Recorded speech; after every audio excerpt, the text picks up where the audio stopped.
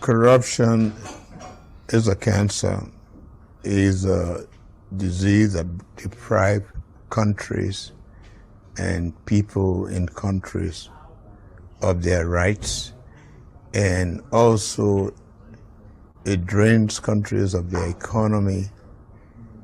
It misplaces the economy, and it creates problem for people in the country, deprive them of their rights.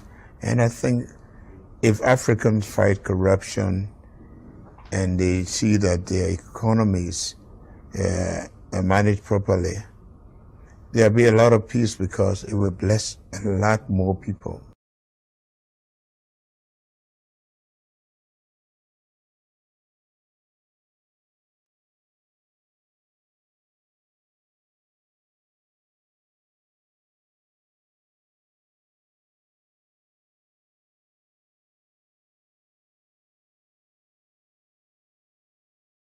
Again, I'm still here on the project, building capacity around my mouth, but I got something to back it up.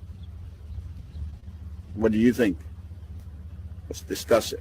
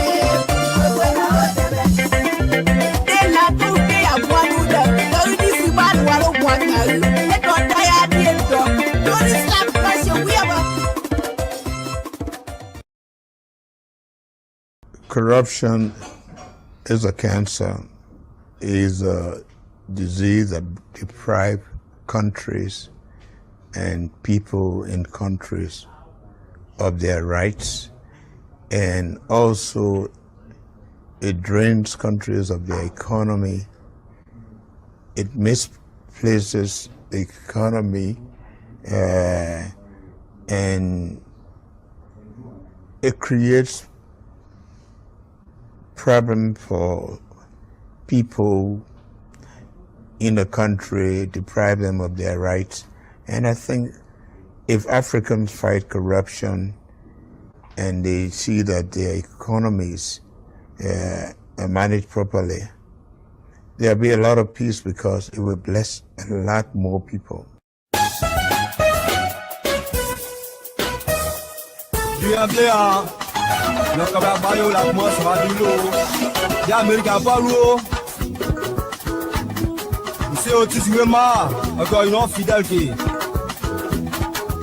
L'Amérique n'a pas loupé nous.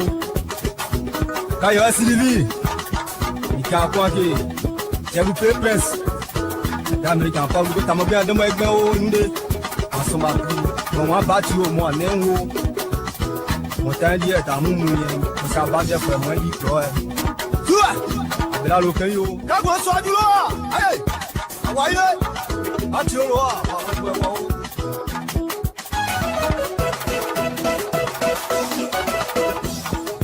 Yao. Abela lokan yo. Nibito jobai. Nibito namba. Martis mo pe yo. Manager Gigi. Ouais, t'es jamais forcé. Si tu connais. L'animateur Choco, Nosca, Yassin de Toyebi. L'homme a tout fait pour Mivito. Aniché les deux.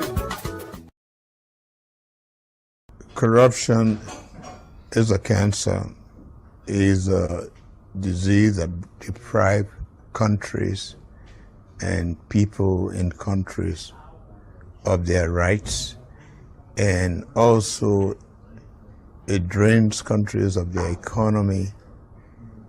It misplaces the economy, and it creates problem for people in the country, deprive them of their rights.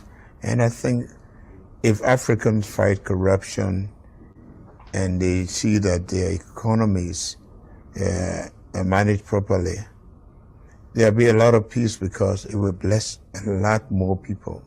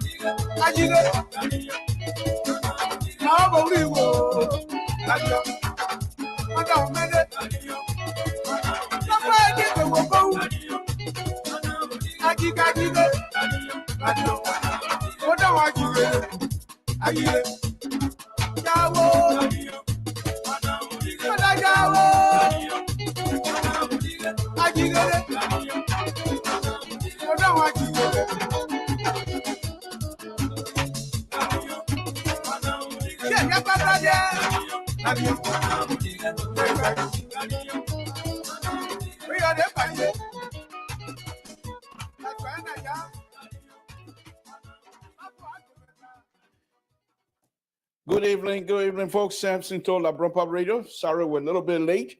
As you can see, we're still trying to straighten ourselves here. So we're not going to hide ourselves. We have to come on. And so we have some stuff we want to discuss here tonight. We want to thank all of you for tuning in to this wonderful, wonderful show here again tonight. Oh, it's way over there. So anyway, so let me go ahead quickly appreciate God and tell him thank you. Father in heaven, you are the God of King David and my God too. You reign forever and over everything.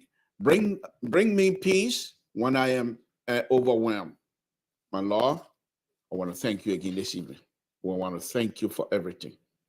We want to thank you for all that you have done and continue to do. My Lord, as we come out here again tonight, give us wisdom. Comes to control the topic. We ask anyone, any of us as human beings, comes out here with any hate or whatever it is that it come out that is not of a decent proposal, please step in. My Lord, there are brothers and sisters, mothers, fathers that are suffering tonight, that have hole punched into their life.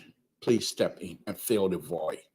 Because why? You have the ability, and we will call on you. And I know those of us that believe in you will call on you, and you're always there for us. So thank you. Thank you for everything. We appreciate it. My Lord, we ask that you bless the Republic of Liberia, the people of the Republic of Liberia. Bless the leadership of the Republic of Liberia. Give them wisdom to do what is good for our people. My Lord, we ask that you bless the host country, the United States of America. In Jesus' name, we pray. Amen. Okay. I think Jerry's in the back there, but I will be bringing him on here very shortly. So I hope that I'm audible because my other means of accessing the which my car has been giving me some issue from time to time here tonight. So we'll do our best. I want to thank all of you again. Please share this video as much as possible because when we came in, we did not have the opportunity to actually share as much as we would like to. So please share this video as much as you can. Please share this video as much as you can. It's important to all of us as brothers and sisters that you share this video for us so that other brothers and sisters will have the opportunity to join as well. Okay. So we want to thank you. We want to thank you very much. We want to thank you. Sangre, thank you. Good evening to you as well. Please share the video, folks. So tonight, I hope Jerry can join me here very shortly. So I've been on perusing this afternoon on all social media, of course, and been seeing some stuff. We watched some information out there about access declaration. Very important. But I'm not going to go deep into it as I will respect to President Weah because I have not had the opportunity to actually view what everyone's been talking about. So, but I'll just talk from the perspective of President Bakai, what I know and what I think need to be happening, because it's very important that we have that kinds of conversation. So there's just the news say the person who believed to have attacked President Bakai some time ago did not mean harm. Okay, Supreme Court have also ruled that the grievous right, the taxi that was seized by access declaration were told access recovery team was told to give back the taxi, but they have given the taxi owner some days, I think a week or so, to come up with some sort of information from the board of director that if he was in fact appointed to speak on behalf of the company. So that's another issue that they will be dealing with here. So we have a wide range of issues that are going to be discussing here tonight, and hopefully I know I've seen Jerry in the background. Hopefully he will join us here very shortly. But let's go back to this asset declaration. We're quite aware that President Baker have already declared his access, so there's no question asked. However, the asset declaration has been done, but the publication of that is yet to be done, and so that is something that is troubling, to be honest with you. Okay, that is troubling, folks. Give me a minute. Give me a minute.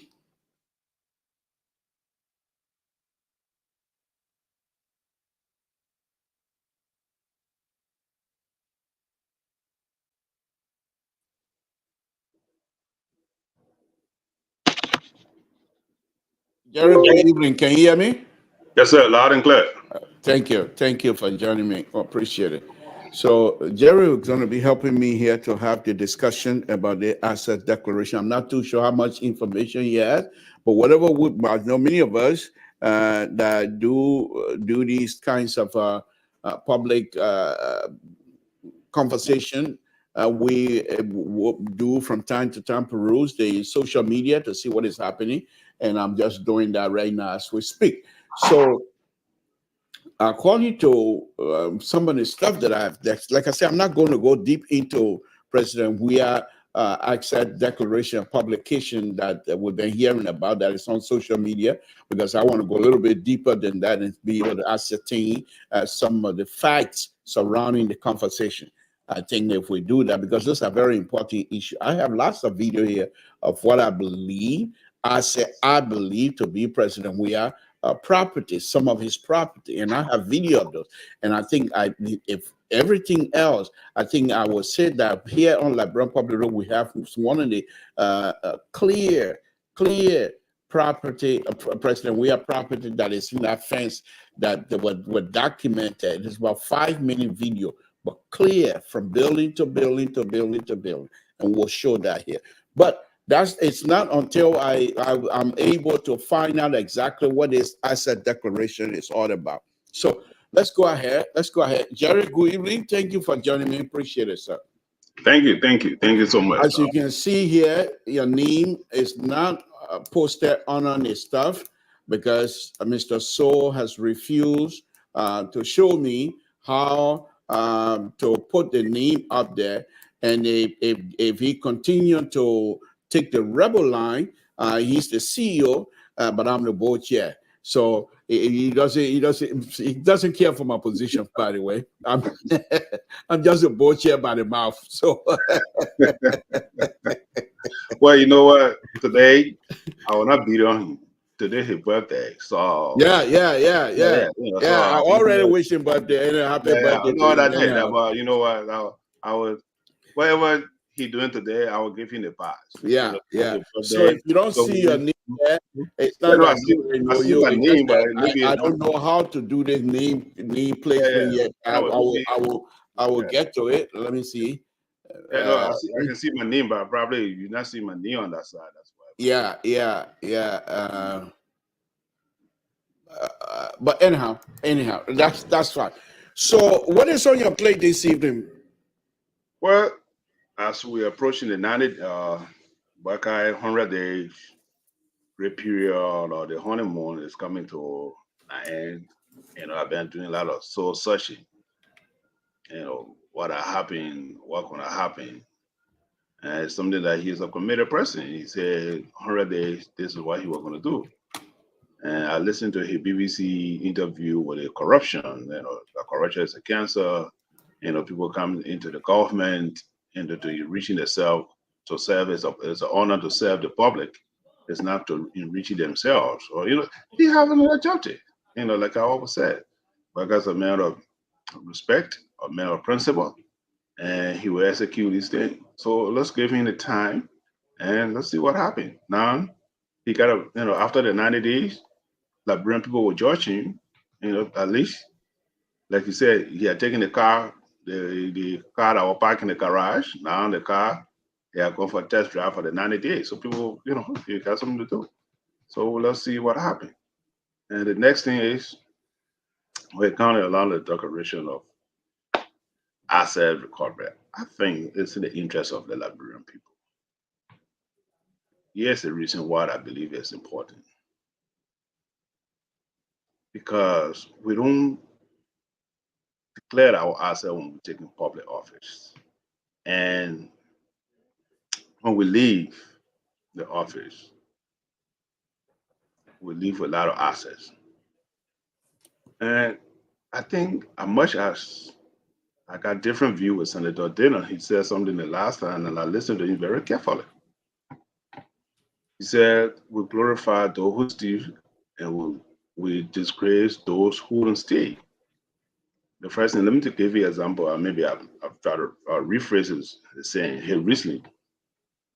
He said, if you're a senator, if you don't pay no houses or property. They say, Jerry or senator, you see the kind of houses you own compared to when you leave the Senate. If you don't do anything, they say, oh, you see, this is what happened. So the perception of our people, that's what we need to start focusing on. How can we change that narrative? These are the things from my personal experience. That narrative, that perception. How do we change that perception of the people? So these are things I've been worrying about lately. I've been thinking very seriously. How can we make a great impact in our society to change our people? Look, let me close with this. In order for Liberia to survive, we have to go to the private sector. I know you must say probably we are the same age group or maybe whatever. But look, we have vacation job when I was growing up. We'll have vacation, we'll have vacation job. Today. Go ahead, Jeff. Where is the Liberian dream? You must say we have a Liberian dream about military to claim the ladder. Where's the Liberian dream? So these are the things Mr. Barker needs to start focusing on. Where's the Liberian dream to have that confidence in the Liberian people, to restore that confidence in the Liberian people. And definitely I know he's somebody who think about this thing. I was in 10th grade when I started working at the University of Liberia as a library assistant in the United Nations room. And from there, before I was able to get my career. So the thing is today is we have to have Liberians. Look, let me just do the quick. Look at the quote unquote, the Zoko. Where are the people? Where are we going to put them in society? We can integrate them into society. Where are we going to put these people in our society today? When you and myself were growing, we didn't know anything that called Zoko. Look at today. Look, we want to get into it. But look at the Zoko issues. So there are a lot of things Mr. Barker inherited. He had to work hard. You got to work hard. Twice more than any other president. There was nothing called Zoko in our country from 1847 until 2017 or 18 before Zoko came to exist in our society. In fact, when you myself were little, when they said you smoke weed, nobody wanted to affiliate with you. Okay. 7 years in jail. Yeah. When they said when we were growing up, when they said when they catch you, they call it Carlo. Yeah, exactly. When they say when they catch you with Carlo, that's 7 years in jail. So the next thing was when somebody says you're smoking, nobody wanted to exercise you. They said, oh, that Jerry, don't bring him to my house. That man can smoke Carlo. In fact, the police people, they will not arrest you, but they'll call a policeman to talk to you. The police people are powerful. You used to wear cap. We call them bara coming, you run. So we need to restore this thing, the confidence of the Liberian people, able for us to prosper in our country. So Jerry, thank you for taking me on the route that I intended to go. Thank you very much. But I think for me, President Barker is in a perfect position. You see, one of the things these young people that have the talk show, their talk show hosts and things like that, they are now well grounded in terms of the history of the country. Yes. Not 1847 type history. Yeah. I mean, history that most likely President Barker is quite aware of. President Barker, for me, he's in a perfect position. And if he fails, not only is he going to be failing his administration, but he will fail not just a specific generation, but those of us that were born in a country and saw what the two-way party did to our people. And I'm not saying that he should revenge. That's not what I'm saying. But that history should be at the background of President Baker's focus to move all Liberia, including the citizens, all of us, to the next level. You see, President Baker, the fact that he's from Lofa County, he is now far removed. If you were to check his educational background, most likely somewhere in between, he had lived with someone else. If he didn't, he knows someone in his circle of friends growing up who lived with someone just because they wanted to go to school. So in his circle, the conversation will be these people that live with these people to go to school, the treatment they get in your houses. I'm sure President Baker is quite aware of that kinds of conversation. I don't think President Baker is one that you would say he was born with silver spoon in his mouth. I don't believe that. Now, President Baker also, I believe, because the thing that happened in Town in the early 70s, late 60s, early 70s, growing up as a young little boy, they hold your hand to go vote. They made you vote 5, 6, 7 times. I know those things are not unique for Town. You in Town where they have the town chief, the parliament chief lives in Town. And people will pay their taxes in Town. They live from these villages all over, come and pay their $10 taxes, house taxes. And if you are not able to pay the $10 house taxes, the kinds of treatment you get in my town, Town, those are things that will never escape my mind. In fact, I will tell you this. It was one of the reasons, and I will say this here publicly tonight.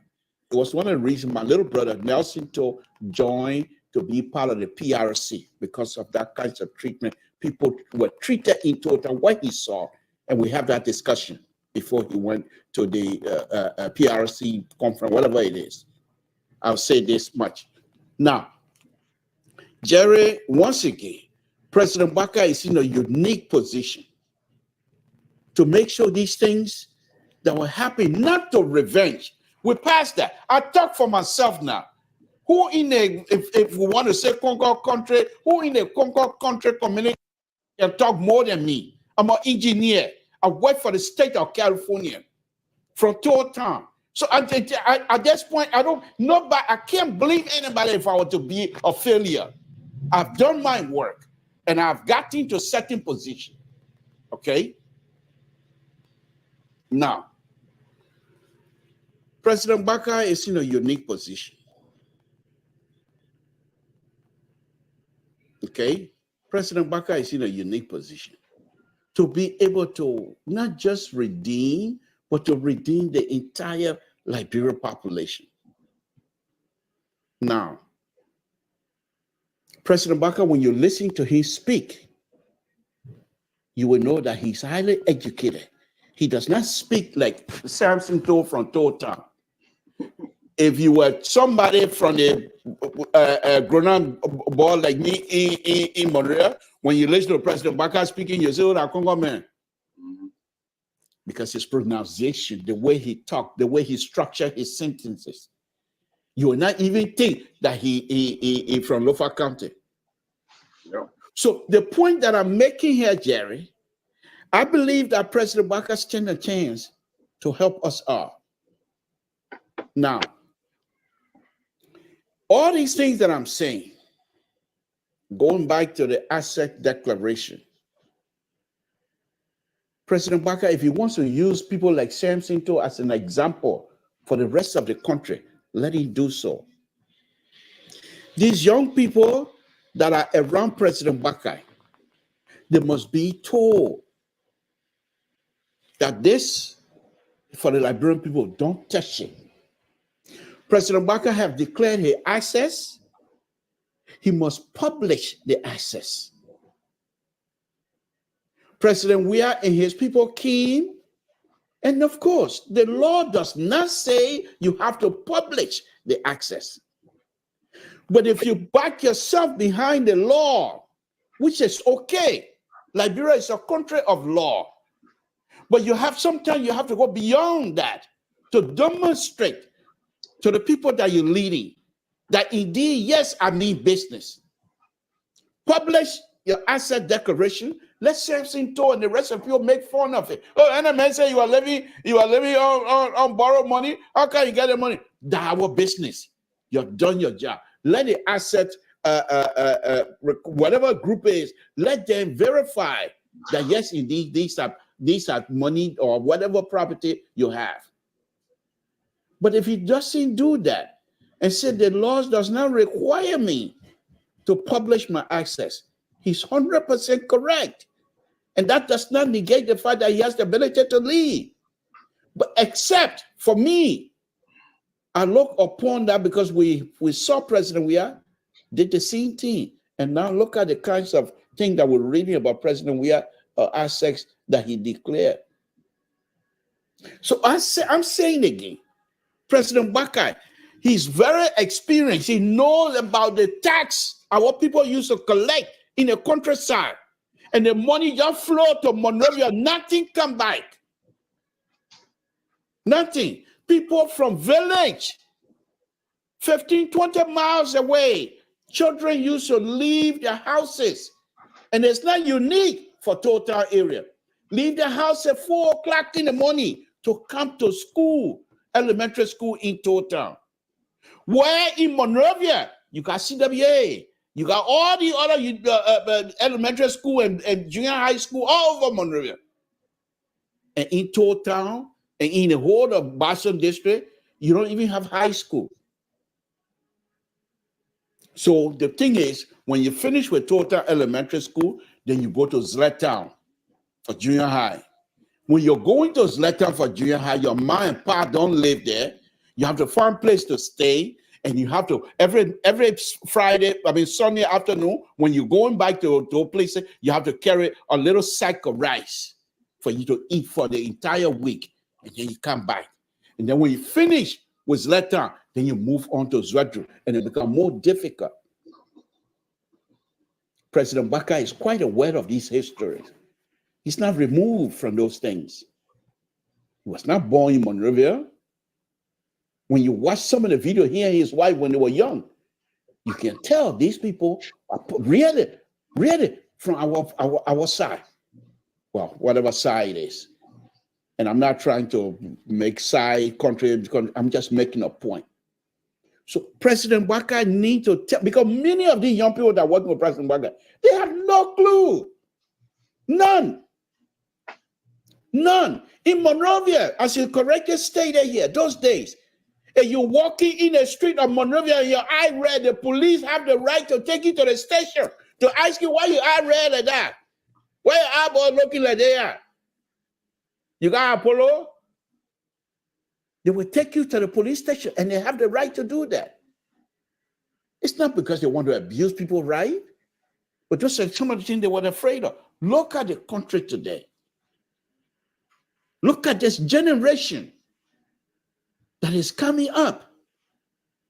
And the sad thing, Jerry, and I'll let you get in here, many of these people, you young people that have the opportunity to serve the government, the fact that you correctly stated, private sector, and many of the people are not looking at the private sector. Because if they help to create the private sector, you have now created competition for them. They don't want that. They want to have government as the only means of employment in the country, whereby they themselves will manipulate the system, not necessarily to enrich themselves, but they will be able to have the opportunity to send their kids to school. Why people who are doing wheelbarrow, children are still going to school. And when the children come back, of the so-called rich people, their children come back, the system repeats itself. And we will never get out of this circle. So I think President Bakai, Samson Toe, yes. You're an engineer, yes. You want to work for the government, we look at your CV, you're looking good, that's fine. But here are my deliverable. Can you deliver? Yes. If you don't deliver, you're going to be gone. Okay, take on the job. And if I'm not successful, President Baka can tell me, say, sorry. You do that 1 or 2 times, Jerry, people will not rush for job. They will think twice. Only those that have the ability will go for this position. You're not gonna have somebody that have master degree in other area fighting, paying money to take a position that he has no clue of. But because there's no repercussion, there's no punishment, nothing. President Baka we're watching to see if he's even gonna do reshuffle. President George, we have kept people in position for 6 years straight, as though these were the only Liberia in the whole of Liberia that have the ability to do these kinds of work.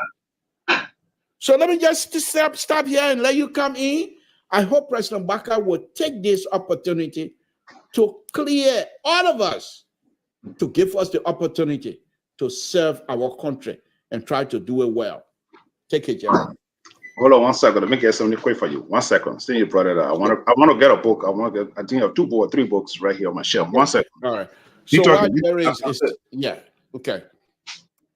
So while Jerry is going to get a book, what I'm saying here, folks, I'm not trying to separate us. At this point, I've been saying that here on my show. There's no concord, no country with all the scene now. When I live from here, I speak my Siri. I speak my Totan Siri. You think I will leave from here? I'll give you an example. Look, I'm not going to do that. There's a man. This was back in I was living on Camp Johnson Road, 77, 78. So most likely it was 1977. We're walking, going towards Benson Street. And some big shot felt God is there. Felt that we have no right to walk on that sidewalk. Push up on the other side of the road because he was in his house. No country people should walk up. God is there. No country people should walk on that sidewalk. In Monrovia. Right before my own eyes. In fact, I was part of it. We'll push. When you get there, you stand there, put your hand like this on the road.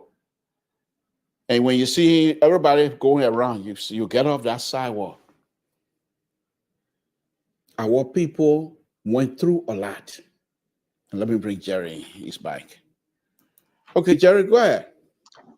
Yes, a book here. You see, I think everybody can see it. Yeah, by Kyrie. Yeah. Yeah, I got that here too. Okay. This book need to be taught at a college level or high school, maybe, or maybe college level. That'll be fine. I got another book. Let me bring in Terry before you get vague into that. Because you say, when I see, I can say I don't want to bring in. You must say we're enemy, but let me bring in, folks. That's my little brother Terry, son, by the way. Go ahead, Terry. Good evening. Thank you for joining us. Go ahead, Jerry. You know, you myself from the same area. I'm from we and Durham. Oh, okay. Boston District. St. Brock, Boston District. Okay. Year-and-a-half mission. I went a year-and-a-half mission. That's where I started school. Okay.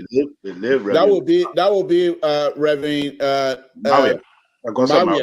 Maria. His kids are right here in Sacramento. Oh Lord, God bless them. They are one of those who contributed to be where I am today. If he's still living, I know Reverend Maria. I don't think he's no. He's not living anymore. Okay. So I would. There was other kids from that area too. That was he helped a lot of people. You know, Reverend Maria helped me to be where I am today. He started elementary school in my village. I walked from Town all the way to John D. Boston. John D. Dibley, Quell. These are the areas people walk from all the way from B to Bo, from Bo to Boston to Brimport. So I understand. And today, Reverend Maria, his legacy continues today. These are people who have made contribution in Liberia, and we are forgetting about them. Thank you. Thank you for bringing. Look, I will try to find the president book, from Foya to Monrovia. It's an interesting book. From Foya to Monrovia. Read that book. It will tell you the genesis of himself. how he came to Monrovia, and some of we can relate to it. Look, here we are. Today, we have the poverty recycling. But how do we achieve this thing? I think these are things. Look, Waka is a man, is a very rhetorical man. When you sit with him, the vision, the passion that you have for Liberia. I always say on this show, not because I supported Buckeye, but just give 5 minutes of your time to sit with Buckeye. Like I said the last time, look, whenever he comes to Rhode Island, when we take him somewhere, he get his book, he take notes. When he see the street, how they build the street, he always question, how was this built? How this happened? How can the place be so clean? So here what I want to leave the message here tonight. The declaration of, yes, Buckeye, do it. The man, for the time, Buckeye, he had one horse in rehab. He been there for. Jared don't want me here. I'm Yeah. bringing the birthday ball on, but watch Oh. our knee will start appearing here now. I will protest if he doesn't show me that knee tonight. I will protest on the show, and I will not come on for a long time. Let me bring the birthday ball in. Hey, happy birthday. Why is he running away? Happy Happy birthday birthday, to you. Happy birthday birthday. Happy to birthday, you. Mr. So. Happy birthday, Mr. So. Happy birthday to you. If you ever host a concert, only you and your wife and children will go there because that thing is very horrible. Look, thank you. Yeah, you and Terry, beware. Yes. You heard what he said? Terry is my enemy. It's because you are teaching. So you were listening?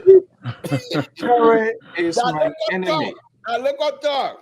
And he and Jared Barker now, for some reason, they have formed a real coalition on this network. And you didn't hear what they were saying? I'm forced to come. We got to balance this thing up because with Jared Barker now adding up to Samson to, it's going to be a disaster on I this. remember myself from the senior from Boston District. So what are you talking about? Jared Barker adding up Wow. to Samson to. So this is what happens when people fail to. Mr. So people our knee up. Yeah, I'm going to do it. You got to come for the tutorial.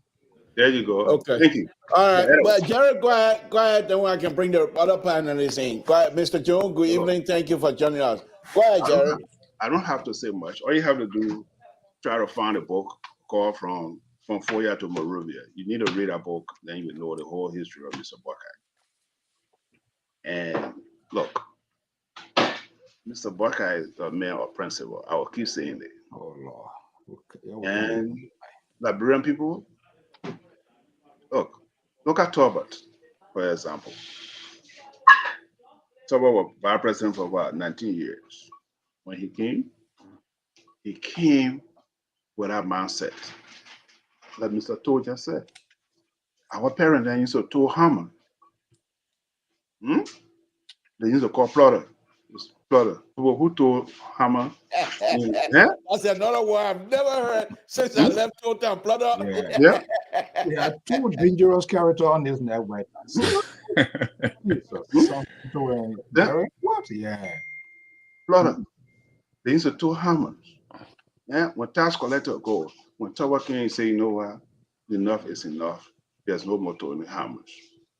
When you're a tax collector, you go to the village, and look, Mr. Buckeye will change the narrative of the Liberian people. So if people sitting down and say, oh, Mr. Buckeye, he had declared asset has not been published. Yeah, it will be published, folks. There's time for everything. It would be what? I said, there's time for everything. And he did it. He had declared asset.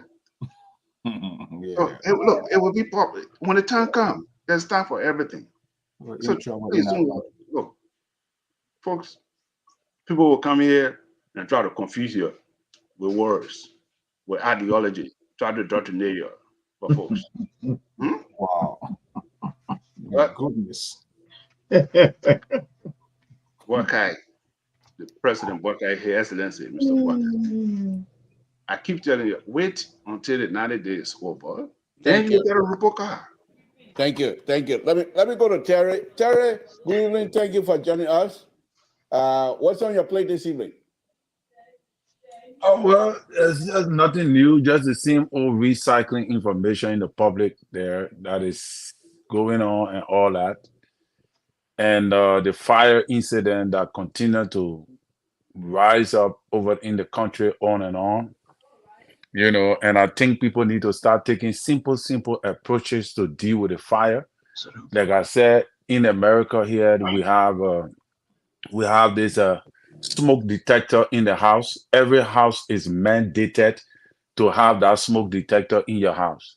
The smoke detector is an alarm that alerts you when too much smoke is in the house. So it start blowing out something. So it's mandatory in America. I don't know why the fire people in Liberia cannot, do something about that, or have some level of fire extinguisher demanding that each home have these things. Every day we wake up in the morning, somebody's property is being destroyed by the fire. It's not a good thing. But yeah, so I'll listen to Mr. Bacon. There are times you can know somebody when they do not have power. Power have a way of changing people. And this is what we need to understand. Even Terry could be here today. You see me, I look very, very, I look like this, I humble, all of that. The day you see Terry in some kind of position, like vice president position or presidential position, Terry could be a tyranny. You could be a dictator. That the man that you be surprised, like President we are. There were people who knew President we are that when he became president, they said, "What? This is not a man I knew." So because you have so much authority to your disposal, you have so much power to your disposal, you can, at that moment, you can do anything. Your real self come up. So, and we are praying for President Boakai to succeed. We're praying for him to do well. We're praying to see what kind of person he really is, because trust me, before this year come to an end, President Boakai will be known, and there will be no way that we will be able to either protect him or to be able to for other people to say President Boakai is bad. Because after 1 year from now, by the end of this year, all right, everybody will know the personality of President Boakai. So all of what we're saying now, oh, he's a good man, he will do this, he will do that, is going to speak. With time, it's going to speak. And very soon, it's going to speak. So we just have to give a chance. We have to pray for him continuously and allow God to guide him, protect him. I myself have confidence and trust that he's going to do well. All right. And I'm praying for him that God will help him to be able to initiate that which is right. But up to now, I'm very disappointed that I have not heard anything from the asset recovery. Maybe they are waiting yet to go to the court proceeding, because the Supreme Court put a stay order on the asset recovery team, stopping them from operating, which I think is very, very much wrong, because I think it intercepts the executive order of the president, which I think is wrong.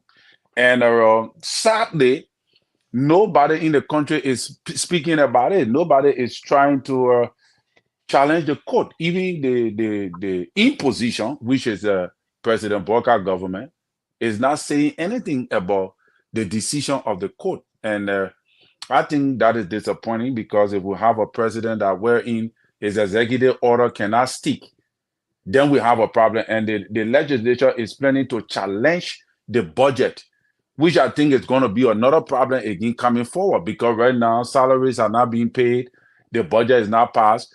Where are we as a country? Where are we going? Where are we heading? You understand? If you think that you're going to make the government to be weak, and that is a promotion for you, then there is something going on. And I knew that this was coming, because the cut in the legislature budget does not settle well with them. That's the reason why they're going to fight this budget. They're not fighting the budget because they love the country or, the interest and all that. They're fighting the budget because they are not satisfied with the cut in the budget. And that's going to give our government a tough time. Yeah. Those are what I have. Thank you. Mr. So, what is on your plate? Happy birthday, Look. by the way. What is on your plate? Look, to back on Washington's sort of talking point that is on this network is becoming ridiculous on a daily basis. Look, you guys need to be serious. It is not time to this same adaptive process with George Weah and the CDC is what we're going to do. Yeah, you gotta be objective here. In as much you support someone, please have the guts to also speak to the truth. This is not an entertainment. We're not having an entertainment here. Other than that, we'll invite MC Carol and be thinking, babe, who's my babe? That's not what we are doing here. This is why the Liberal now is keeping distance from terror, because terror is finding the right footing with the real people, Dr. Jones and myself, on this network here. Call for bid. Call for bid. I said call for bid. You see, I see you salad dressing. Oh, he declared. This was the same thing that we found on President Weah. When you come with a sort of a call of being like a change agent, don't do it halfway. Be talking about the goods and some of the bad policy. Now that's what you're supposed to be talking about. You can go declare asset and the same thing. Then why did we even complain about the president? And you're telling us now, you want to see it, you got to go to the court, and they put all of these hurdles. I expect by this time, this president should jump on these things and set as an exemplary leader to say, hey, people say I'll live on loan, this and that. Make it publish, defy conventional wisdom. But you're still here trying to back the laws behind it. And you sit down here, you and Gary coming here this evening and think you're going to kind of entertain or anything, we're going to listen to that. No, there are a lot of mixed steps in this administration. You should have the courage to speak about it. And I think this is why Dr. Jones and myself here on the daily basis, in as much the independent voices on the network is in minority, but will be very forceful and will be very objective. Gradually, Terry is understanding our language, where we are coming from. But it is saddening that Mr. Bacon has joined the liberal wing, and they think they want to liberalize this network. They come here to be. Thank you. No birthday. Thank you. Because I know you don't like what I'm saying right now. Thank you. Birthday. No birthday. My Dr. Jones, good evening. You see how you calling your name, Dr. Jones, good evening? So he knows that the liberal is Dr. Jones, good evening. Welcome. What's on your plate? Oh, thank you, Libra and Mr. Bako. You are welcome. And Mr. Collins, we are back again. Yeah. And I've been following when I was driving, and I decided, well, I have to be part of the show tonight.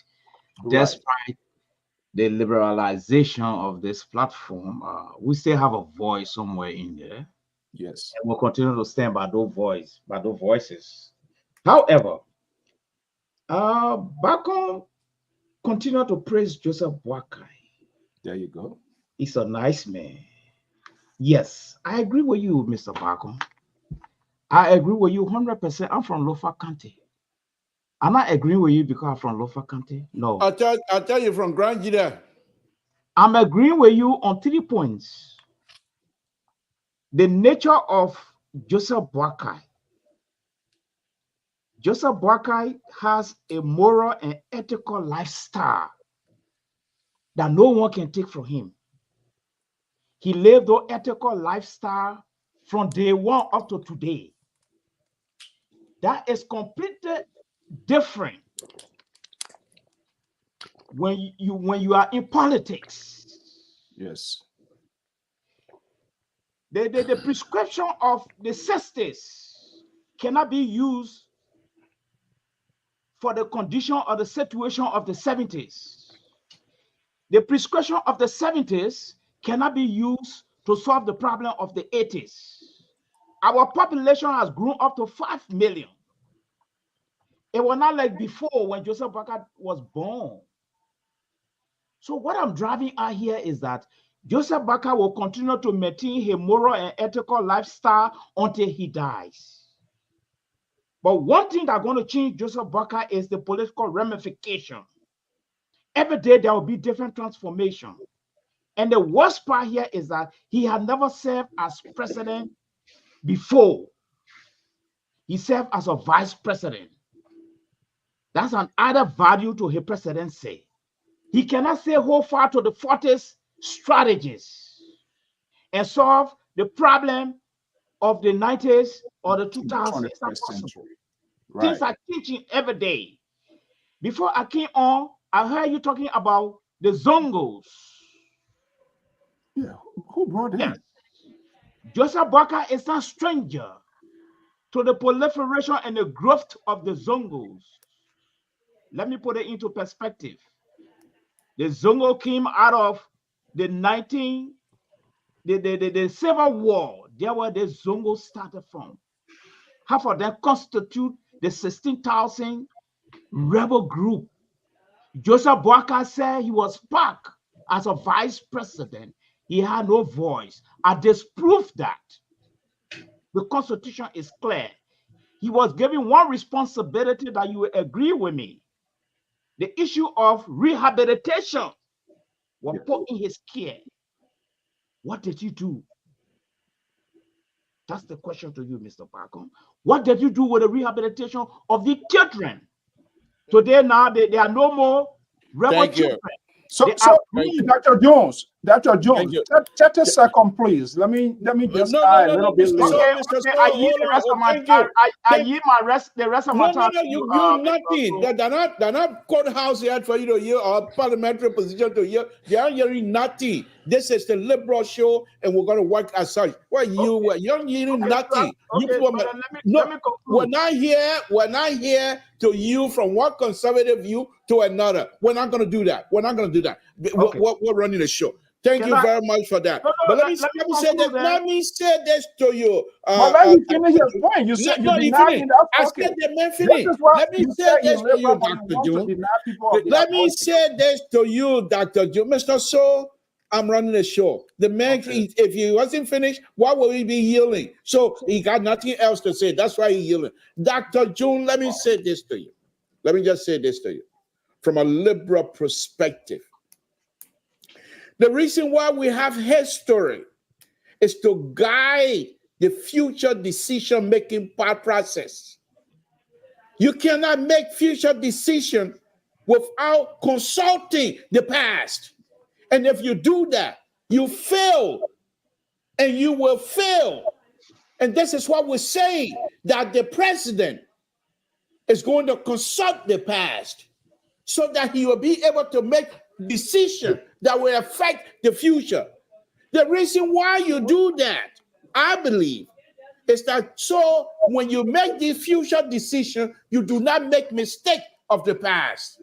And that's why you consult the past. We're not telling President Boakai to hold on to the 40 process. You come out here and try to make it say you're misleading the audience, and you're coming here with your PhD, making it seem as though we're all nothing. Miss Dr. June, let me just tell you that being a liberal is a PhD by itself. In fact, I will call myself PhD liberal too.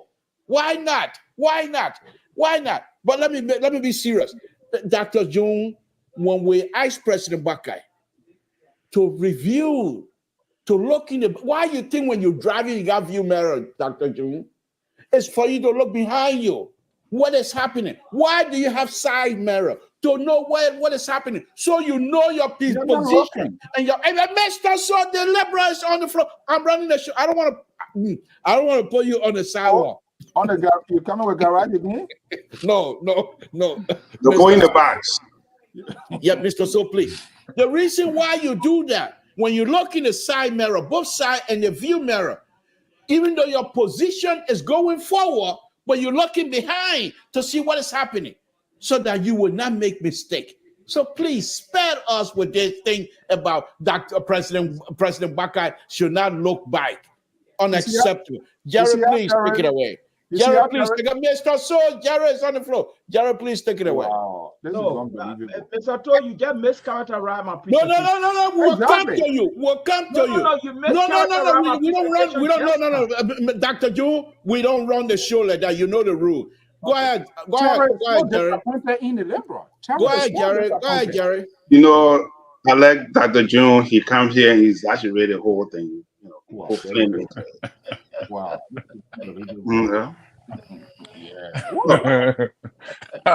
Mr. Toll, you articulated very well. The battle begins. This is look, it's able for you to forecast the economy. You got to look back 10 years ago, 15 years ago, 20 years ago. You got to forecast before you can say this is what happened in the past and this is what's going to happen in the future. So, Mr. You can't lead the public here. You know what's going on. You are a doctorate degree holder. I know when you go in the classroom, before you start your class, you tell the student, you get your syllabus. These are the things we're going to do.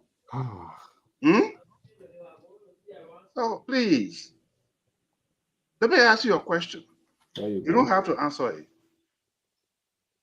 You're not going to answer it. Just ask the question when the time comes. He's a smart man. He will write it down. He will answer when the time comes. You said Mr. Boyka presides over the Zoko. Let me ask you, what were the budgets that were given to him? Because you tell us. No. He said it. He said he presided over it. So he knows before you speak, you know what. Mr. So, let's give the gentleman the right to express himself. Please. So if he can come and say Mr. Boyka presided over the Zoko, great. But what were the budgets? How much were allocated for rehabilitation or, social integration? So you cannot just integrate the people into society and whereby they got to be rehabilitated. So what were the budgets that were given to Mr. Boyka as vice president at that time? Let me ask you another question, Dr. June. Please do me a favor tonight. How many vice presidents in West Africa right now? What? How many vice presidents you can name of 5 countries? So let it. That's what I'm trying to make. When you are a vice president, you serve at the way of the pressure of the president. That's right. We tired with this song, man. Mr. So please. Every day, Mr. Boyka, when you were vice president, he was this. Name me 5 vice presidents in West Africa right now. It left with the president. How the president want to use that vice president? Whereby, let's go back to this. Let me pick a back on that, Jerry. Yeah. The Constitution says. Thank you. I want to go ahead. Go ahead. Is to assess the president. Go ahead, please. So what was he? Mr. So, the man is speaking. Go ahead, Jerry, so I can bring the other people. Mr. So, please, let's have a serious conversation. And say, Mr. Boyka was this, Mr. Boyka didn't do this, Mr. Boyka was this. He had look. We are not going to sweep the whole thing. Let me say this. When Mr. Boyka decided to run, he know the situation in Liberia, and he said, look, I want to be a president. I want to do this. That's what he came to power. He had an agenda that he want to execute. So, folks, Mr. Boyka know there was Zoko. He know the financial situation. He know the murder rate that was in Liberia. He know the unemployment rate. He know the human trafficking. He know the corruption. I mean, the list can go on. The laundry list can go on. He knows it. So he's not strange to this thing. So then what next? Thank you, Jerry. And furthermore, we all should be grateful to President Boyka, to be honest with you. To have such an experienced man. To have such an experienced man. Yeah, yes, with his age. And he's still out of 5 something million. He puts his hand up and said, I want to lead That is commendable, What and does that that's have to somebody do with it? we What should does that have to respect. do with it? Mr. So, but that's somebody we should respect and allow him to do his work. Terry, go ahead. Go ahead. Come back to us. Yeah, so Mr. Mali is stressing some point, but what we need to understand is that the president cannot do anything without money. The country do not have money. And then the little money in the budget, the legislature refusing to pass it so that the government can be effective. Because nobody, all those people you see leaving America to go become for job in Liberia, they're not just going there because they love President Barker. They're going there because they want money. You work into a place you want money. Like today, I saw some kind of picture circulating on the social media with Eugene Fagon with something on his head and thing facing a place. So what that message was sending, was he saying that he himself spending his own money to face the place, or My wife you know, for a second. Can you imagine? right? He made it look like he's spending his own money to face the place, so which is a bad signal also for government. So I really don't understand what's going on, but in order for President Barker government to be effective, he needs money to make it work. He needs money. And I think the opposition is fighting by all means to hinder that. Today again, the house was jubilating, the lower house was jubilating that, I think they obstructed the process when they were jubilating. I think they printed a t-shirt of the war crime code is a must, blah, blah, blah. I put in the chat room. Yeah, and I think they said something about Yeke Kodobai, all of that. Then they were jubilating. So what really speaking to me is that, and most of these guys that were doing these things are all opposition. They are seditions. So what are they insinuating? They're trying to say that probably President Barker did not really mean that he won the war and economic crime code. So because he touched that down, they will enforce it. All right? So that to make it look bad before Prince Johnson and other people. So they're trying to create that confusion already in the camp of the alliance. Intentionally. That's what you saw Maggie on the Spoon Talk last night talking about they overwhelmingly going to vote. The CDC got a huge block in and they overwhelmingly going to vote because they don't think or they don't believe, and they are the one in the hierarchy, they know what's going on. They don't believe that President Barker really meant it concerning the war and economic crime code. Because if he meant it, that means he's also shooting himself in the leg by dividing the alliance. And they're going to make sure that it enforce, it work, and so that politically they can gain a political advantage over the alliance. So we need to understand the kind of politics that is really playing in Liberia. That's why I tell people, I say, the politics in Liberia is highly deceptive. But my fear here is that the budget, how is President Barker going to tackle all these challenges? The challenges with the wage bill, all right? The payment of salaries and the effectiveness of the incoming government to make sure that for the first fiscal year, you are going to get your 90 days or your 100 days agenda at least 60 to 80% accomplished. All of these things here, the opposition is making sure that Ambassador Barker do not accomplish this within a period of time so that people can lash at him and say, well, in 100 days, you accomplish nothing. So where are we? So all of these challenges, I am looking at how is he going to tackle it as a president? And Mr. Mali said something very important. He said that the character, President Barker character, his own demeanor, is something that will live with him forever. But when it comes to controlling people, it have to do with precision, it have to do with internet, it have to do with law, it have to do with the people not going to work for you and you tell them, say, I'm a good person, I'm a genuine person, I will get no. People going to work and they want their money. I think in Sacramento at the end of the month, whether they can tell you to wait after 1 week before a paycheck go to your account.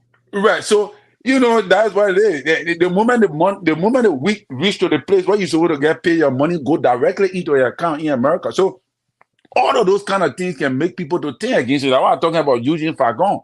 What kind of message are you sending when you put those kind of things on your head and all you facing? You say, yeah, you can see that I'm facing. So are you the one doing the work? Are you trying to tell us that you're using your own money from your pocket to do the work at FBS? Or is it the government financing the process? Because if the government financing the process, I don't think it will be there. They will have electronics, they will have people, electrical people and other people facing the play.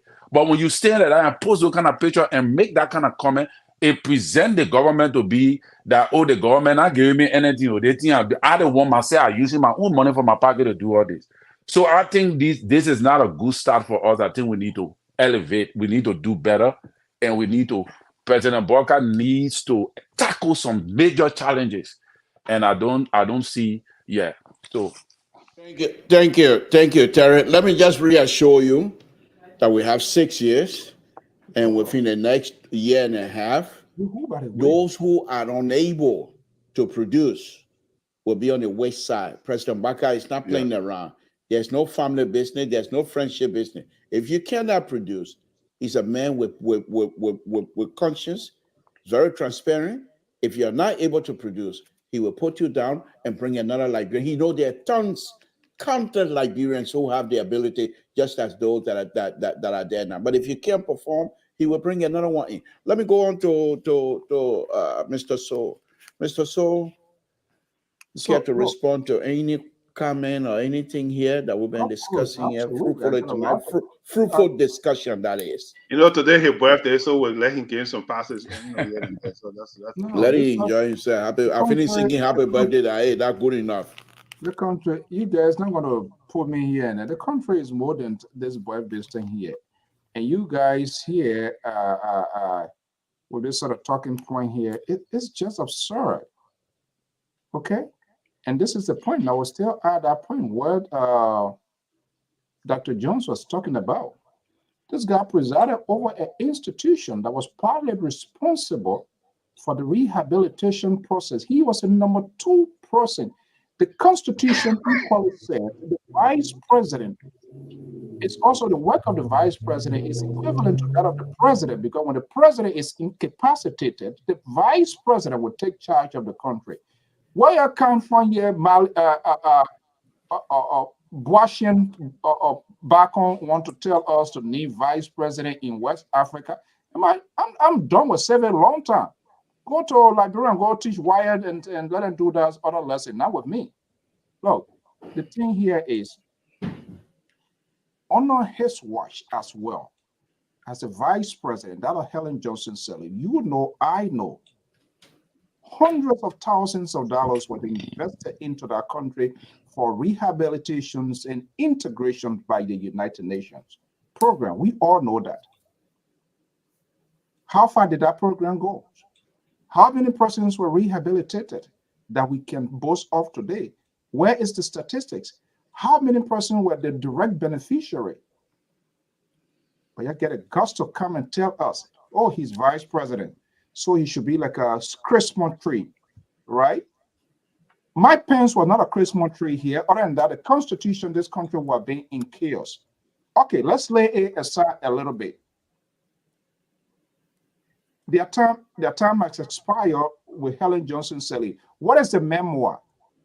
What do we need to know as a people, as a country, that really went wrong with he and Helen Johnson Sirleaf in terms of philosophical, political differences, that he as a vice president, even if he didn't speak at that time, he has the right now to speak. That's what happens when leader, if you don't agree with your boss, you can be disrespectful. He, especially as a second person, but when your time expires, when you're in a different capacity, you write a memoir that will tell us what went wrong on your watch as president and vice president with Helen Johnson Sirleaf. Thank you. Why are you cutting me off? Because we gotta move on. You gotta. Okay, well, we're not gonna let you do it because it's your birthday to do salad dressing here all night about. But we're not gonna do that. We're gonna move on to. But let me just tell you this. Let me just tell you that President Bakai is still alive. Writing memoir does not mean because Mr. So want us to write memoir. He will write the memoir when the time is right. Please, let's give President Baka. Hey, Mr. This So, is so sad. I'm coming. Oh, you want to close me off? Mr. So. These same excuses that we frown on with George Weah, it is you and nobody making any excuses. But that's what you're doing. You tell who are you, by the way, to come reassure you who? No, but the point that you're demanding that President Baka need to give you a memoir of what went wrong. Mr. So, I'm just simply telling you, this night. I'm simply telling you on your birthday, now that I know you are 75-year-old, I'm just simply telling you on your birthday, you're 85. I'm simply telling you on your birthday that President Baka, he's not quite that old yet. He still have time. Okay, let's give him some latitude. But Mali, come on. Go ahead. Mali, go ahead. What you have to respond? Wow. To anything, or you want to move on to something else? I think justice need to be done to the CEO, despite our acrimonious interjection here on issue. That Mojati, you want to bring justice and left on the liberal platform, Mr. Dr. Mali? You want to say justice? That I'm more your platform here. This is I just want to make a few interjections to Mr. Bacon's statement about the vice president. Okay, we're willing. Let's go ahead. Yeah, about the vice president in Africa. Mr. Bacon, I think we all are testimonial to our political system. Helen Johnson, she's one of the veteran politicians in Liberia. She loved delegating responsibility. Except we won't say out of sincerity or insincerity that Joseph Baka was never given any piece of job to do. Except we want to hold on to that. But sincerely speaking, Joseph Baka was given some responsibility to do. It may not be extensive. It may travel over 50 countries. The rehabilitation thing has tend to be corrected. Mr. Bacon, it was put in charge of the vice president. What happened to the rehabilitation? You started by telling me the money business. It's not money business. It's strategy and proactiveness. Implementation. Can get you results. It's not just money. It's not all about money. No. If Joseph Baka had managed the rehabilitation of the 16,000 ex-fighter in Liberia, we'll not be talking about Zongo today. And as a matter of fact, the rescue team is Unity Party Continuation Part 2.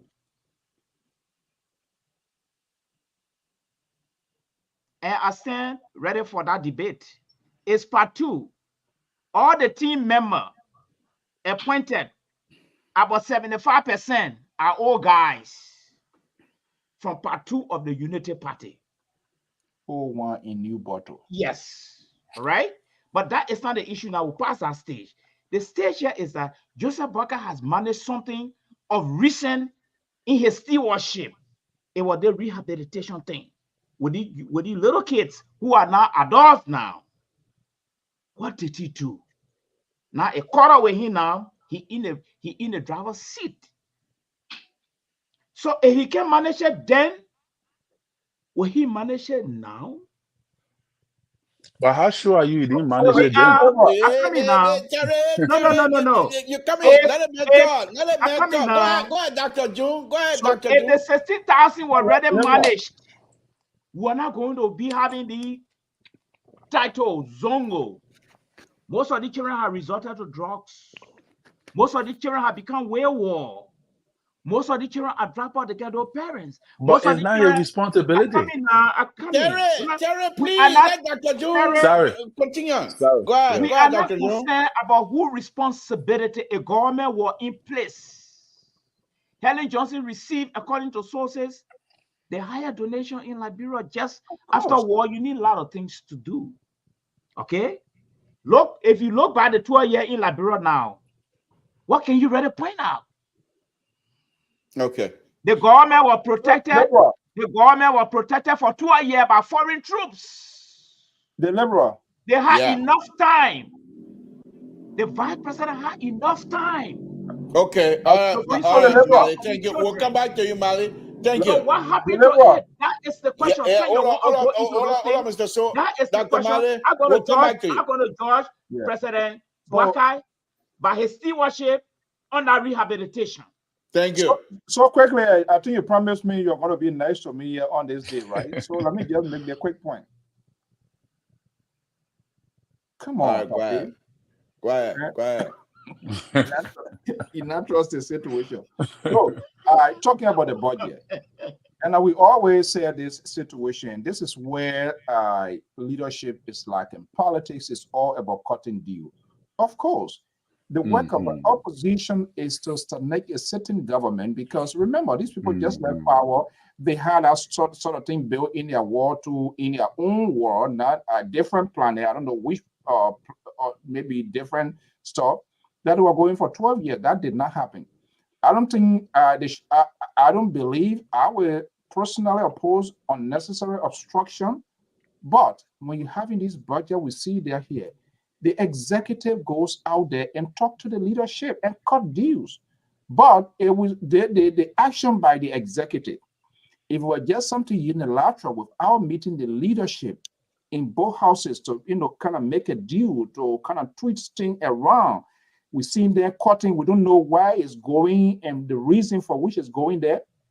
Obviously, you're going to have a kickback from the first branch of government, and that's what we see happening. So perhaps they really didn't do a deal cut, and they take from here, they are here. So what is the priority? Why is it adding to this play that is going? What are the demanding situation? I don't think that was done. Thank you. Dr. Mali, all I can say to you, you try your best to relitigate. There you go. These were the same argument, little baby argument, Wallace argument that Liberian people saw and they elected President Wakai. You can say here with a PhD language, it doesn't change anything. You can change it from bare banner, which is the 70, and put khaki on it. It will not change anything. President Wakai is there. All of your analysis here, those are the baby analysis. We're not even going to go into that. Let me bring Jerry in. Jerry, can I please, Jerry, in as much as I try to discard his PhD analysis, but there are a few things he pointed out here that I think we need to talk a little bit about that. So let me ask you this, Jerry. President Wakai, yes, indeed, he was in charge of setting procedures in the government. And you having knowledge of the functionalities of Liberian government specifically, do you think President Wakai neglected, as this PhD professor seems to be suggesting here tonight? Mr. So, I'm asking my guest a serious question. Do you think President Wakai neglected the Liberian Zoko that they're calling them right now? Do you think that was the case or something else? Please give us some good explanation here tonight. You know, sometimes I listen to Dr. Jones and I just laugh. There you go. Because the matter of fact, he talked about money issues. How can you operate? How can you operate? Let me ask you, how do you get to work in the first place, Dr. Jones? Wow, this is. I use money. Oh, thank you. I got nothing else to say. I'm done. That answered my question. I have other strategies. No, Dr. June, we don't operate like that. I have no more questions. He was being rhetorical. I got nothing to Dr. June, he was being rhetorical.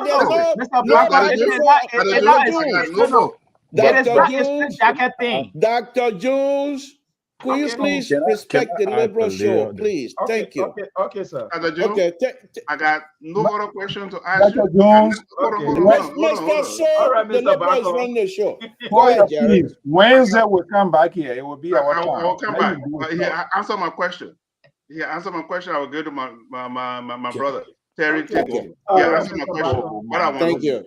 Thank you. Let me go to Terry. Terry, you care to add 1 or 2 cents onto this thing here, and then we can move to something else.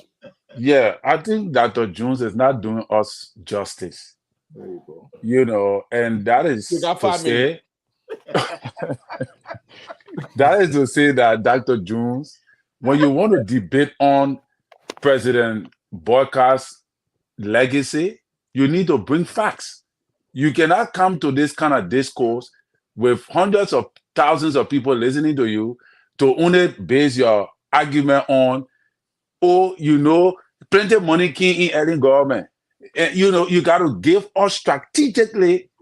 You got to bring the facts and give the analysis, make it strategic and technical. Then we can argue. But the way you arguing, like you don't know, that what Mr. Bacon asked you, he said, or how much money that you know that came into that particular era for the old man to be able to solve problems. And you couldn't answer that. You throw the question back to him. That means that you don't have the information right. And if you don't have the information right, it means that you are accusing the old man of something that you yourself don't know about. Then you make the argument now to go against you.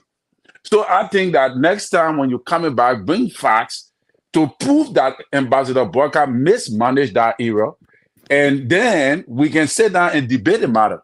But as it stands, I don't think you have a footing.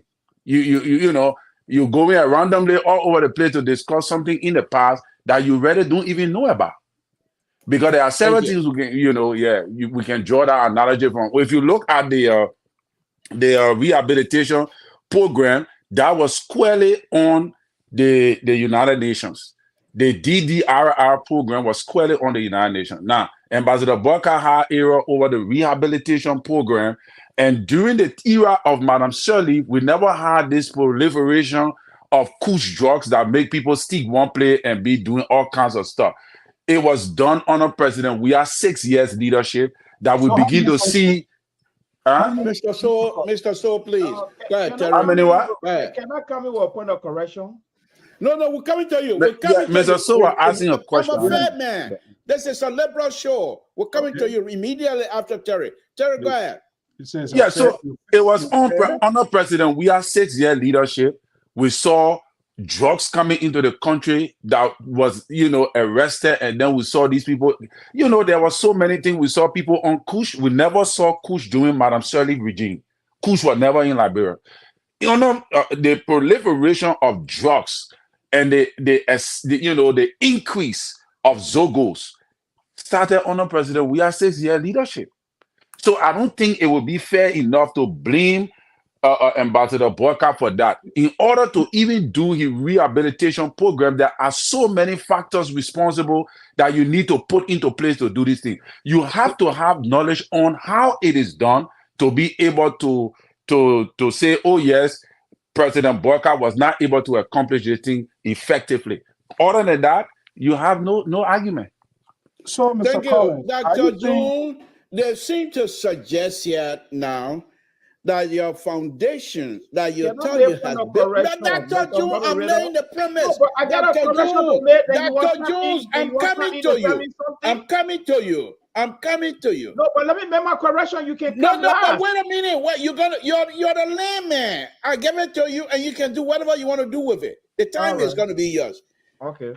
The question that I have, you came on here and decided to build your foundation, thinking you were building a foundation on the rock, but it's other panelists seem to suggest that your foundation is indeed not even on clay, but sand that is sinking.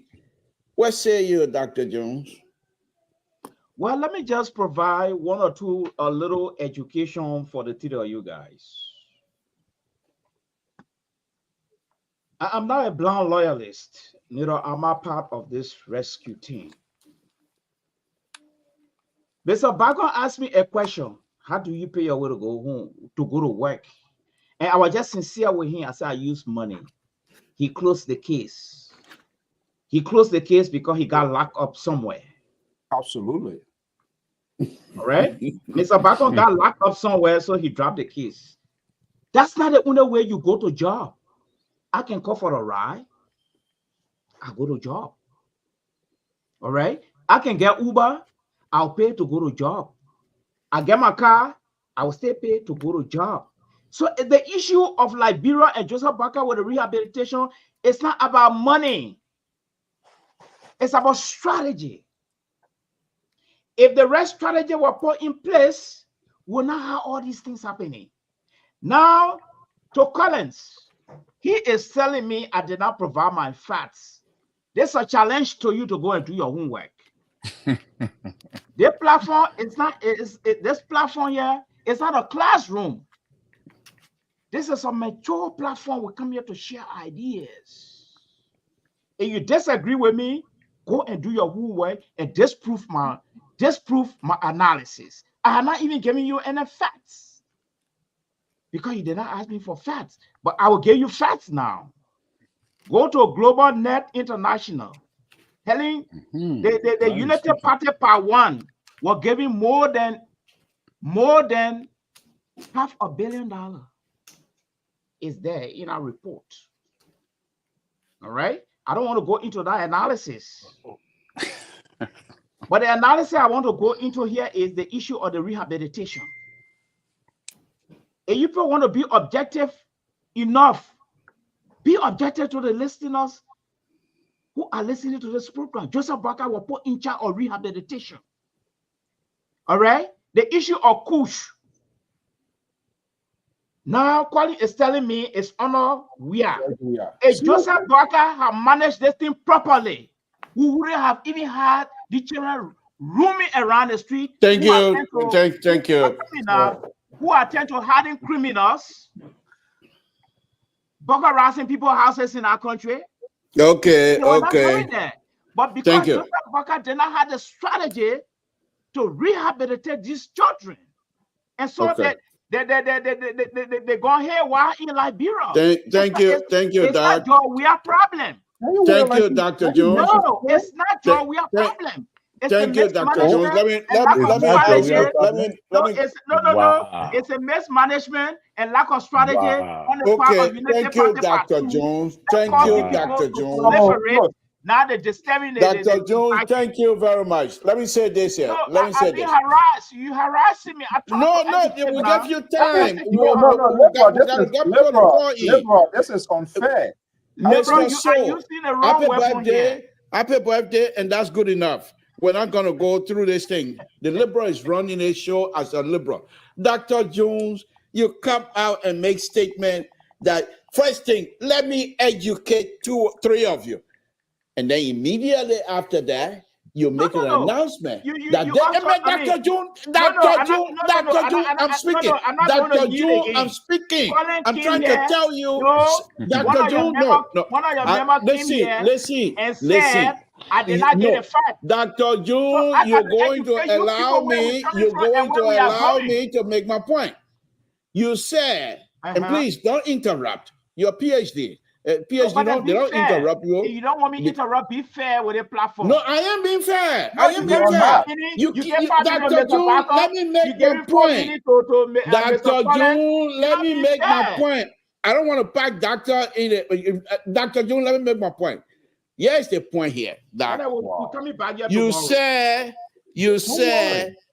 that you were coming to educate the 3 of us. And so what wrong with that? Wait a minute. You see, why are you so anxious? Because you're immediately after that. But you're not fair. But let me finish. You think I here to be fair with conservative? You think I got time to be fair with conservative? I'll be truthful. Let me just say this. Immediately after that, after you proclaim, now do you want to educate us? Immediately after that, you're telling us that this platform is not a classroom. Of course. Dr. Jones, what is it? Are you going to educate us in this as a classroom? Experience. Dr. Jones, please. I will come to you. I don't think you understand. Happy birthday. Sit down outside. For us to teach each other, it's a place to share experience. Yeah, but then when you do those, when you're going to make those pronouncements as a PhD, You have you No, have don't forget. in No, your- don't forget about the Dr. PhD Jones thing. minute. Hold on, please. Let me make my point. First thing is that you hearing fame more, my hearing fame you more. You can't bamboozle me. I'm a liberal. I'm not here to come run away from two of you. You can't make it with me alone. So please don't waste your time.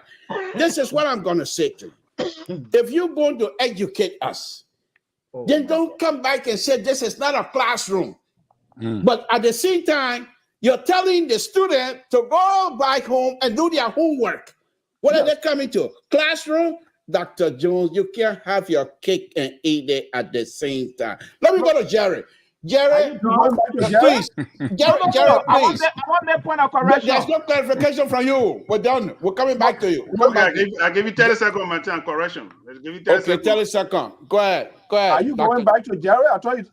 No, I said I gave him 30 seconds on my time. Let me go ahead 30 seconds of Jerry time to Dr. Jones. Go ahead. 30 seconds. Clock kicking away. Jerry spoke already. It should be my. Mr. So, happy birthday. Let's run the show. We're not here for. Go ahead, Dr. Jones. What the point of correction I want to make here is this. I repeat myself again. This platform is not a classroom. Yes. It's a platform at a very different advanced level where we come here to share experience and provide some understanding of how we perceive things. If you have facts, you present it. So when I come here, I say I want to use the word. When Colin came up here, the point of correction here is that, first of all, Colin did not ask me for facts. He jumped the gun by saying, I brought analysis. I didn't support it with facts. Did you ask me for facts? Listeners are listening. The listeners are listening. If they want fact, they will take their phone and call, oh, Mr. Marley, oh, so.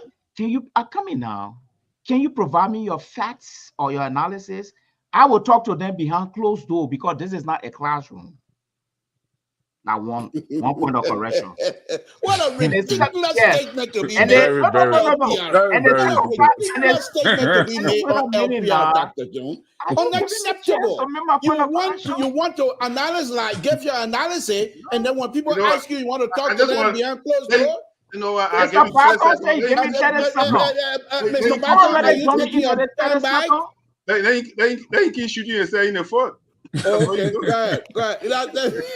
Give Pablo 10 minutes. Give you 10 minutes. They go ahead. They keep shooting and saying the foot. We are on the platform to enlighten our listeners.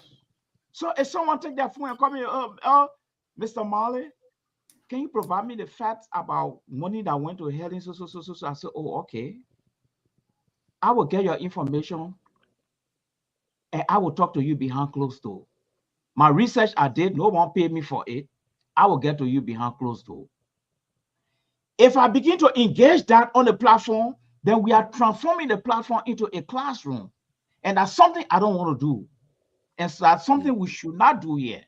Every one of us that's sitting down on the platform here have come with some sort of experience to this platform to enlighten each other on something that we hear or want to expand on. And so we come here with our weather experience to expand on these things. So when Mr. Collins started jumping the gun, that, oh, I did not provide facts, oh, I did not provide this, oh, I did not, did you ask me for facts? So we cannot be taking the conversation in that direction. So, Dr. Jones. So the point of correction to call it now could be, Mr. Marley, what are your sources? What are your facts? Good. So, Dr. Jones. Dr. Jones. Dr. Jones. Yes, sir. Let me just add a little bit layer to what you are saying. No, let me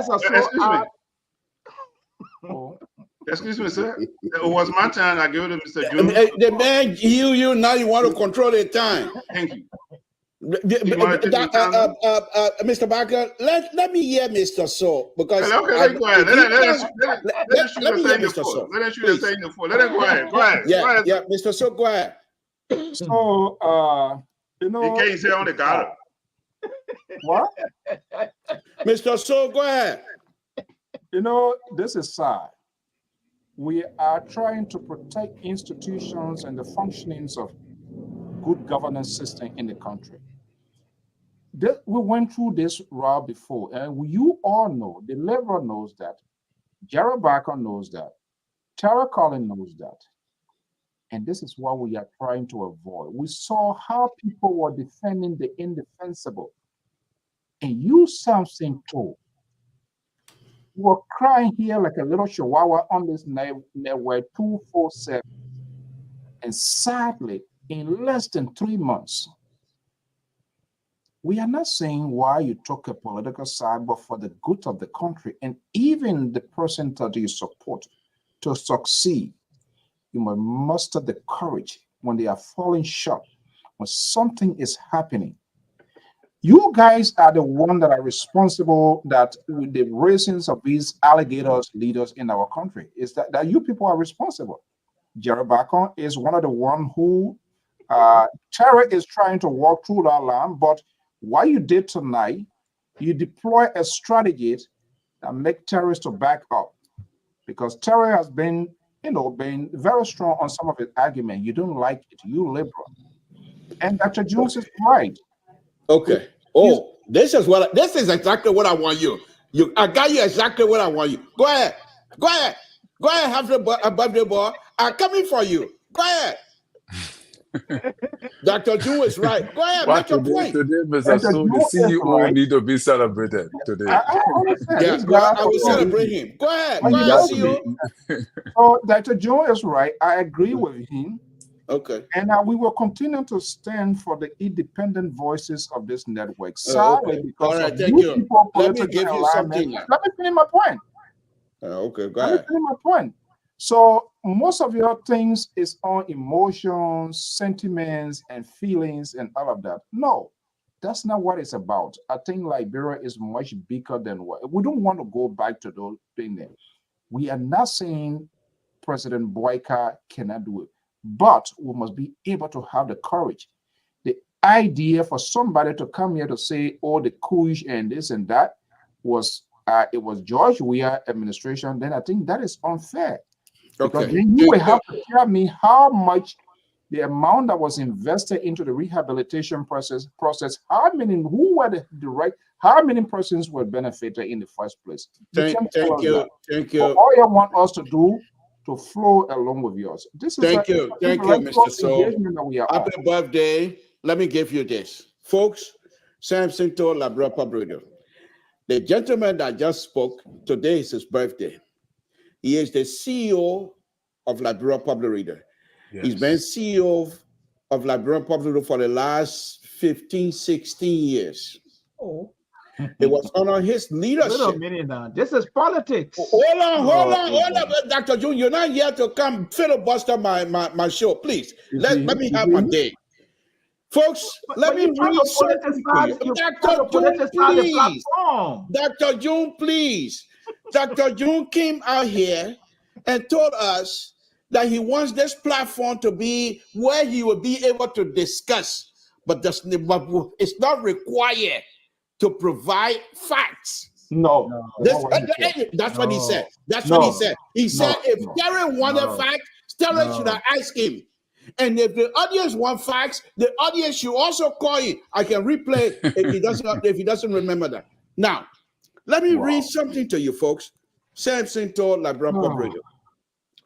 This particular paragraph that I'm going to be reading was edited by this same birthday boy, the CEO, some 15 years ago. He wrote it. We went at it. We debated in the conference, and we agreed. And he's going to take it back and write it. And he came back with the stuff, and everyone that was in the meeting agreed. Let me read that. And that says the birthday boy who said he support of Dr. Mali's idea here tonight on this platform, folks. It says about us, Liberia Public Radio. The mission of the Liberia Public Radio is to give voice to the diaspora community in engaging in a dialogue that promotes democracy, stability, peace, social economic development, to provide responsible and accurate information. Mr. Sowers, and to be a platform where the community can discuss all issues in such a solution, and to be consistent with the various national and international regulation and law written and approved by this board. Now he's telling us today that he is support of Dr. Mali's idea of coming out here, giving an analysis without facts. And if you want facts, find your way to find facts or call him. Samson told Liberia Public. Let me go to Jerry. Jerry, give us one or two so we can start closing. Are you not opening your phone lines? People want to call you. You want to silence people's voices from speaking? No. We are giving 2 hours, and then when I come back Tuesday, they can call. I mean Thursday. Jerry, go ahead. They will call. Dr. Jones keeps speaking about strategy all night. That was a key word in the whole thing. You can have all the strategies in this world. If you don't have money, you cannot afford anything. Wow. So you talk about Mr. Buckeye doing his vice presidency at that time. Jerry, Yes. you and Terry, can I ask you guys to please give the audience at least 5 minutes? I know we're going to be over, and I'm announcing it. So the CEO, the birthday boy is here. No, I'm not going to talk for long. I want people to call. I want the people to call you. All right. So let me put the number up, please, so they can call us. Okay. So he's speaking about strategy all night. Go ahead, Jerry. Go ahead. Our keyword. You cannot do anything without money. Money is the important of it. So if Mr. Buckeye can come and give you the strategy, look, we want to do this. We want to build about 10 rehabilitation centers. We're going to have about 2 social workers. We're going to have investigator. We'll have van to take the people from the street. Where do you execute all this stuff with all this strategy? It's finances. So it's very exciting for Dr. June to come here and say, "Oh, Mr. Buckeye, hold on a second, sir. Not interrupt. Thank you. This is a complete mess. We got a problem. CDC time over. The whole time we flocked there. He called us. He calling me right now. Let me answer all night. Mr. Buckeye didn't have strategy. Mr. Buckeye has strategy. Don't you think let me answer the call, please. Please. Yeah, go ahead. And we will see who with the people we're dealing with. Hello, caller. This is Samson to Liberia Public Radio. What's your name and where you're calling from? What's on your mind? Hello, caller. What's your name? Where you're calling from? What's on your mind? Oh, the caller run away. I'll call him back. Yeah, just get away. Yeah. Oh, hold on. Not that one. Hold on. Let me call them back. Dr. June, Mr. Bagon, Dr. June will come back for you or strong, so you got to be prepared for that. I'm ready. No, we're moving to a different topic now. The chairman already read the constitution to us. Please leave your message form. All right. He didn't want to talk. That's fine. Go ahead. Back on, please. Go ahead and wrap this so we can close it up. And Lenny, look, all here, we want a betterment of this show. We want to be very interesting. It's not about. Okay. All right. Okay. Walter Carter, hold on 1 minute. Let me merge this.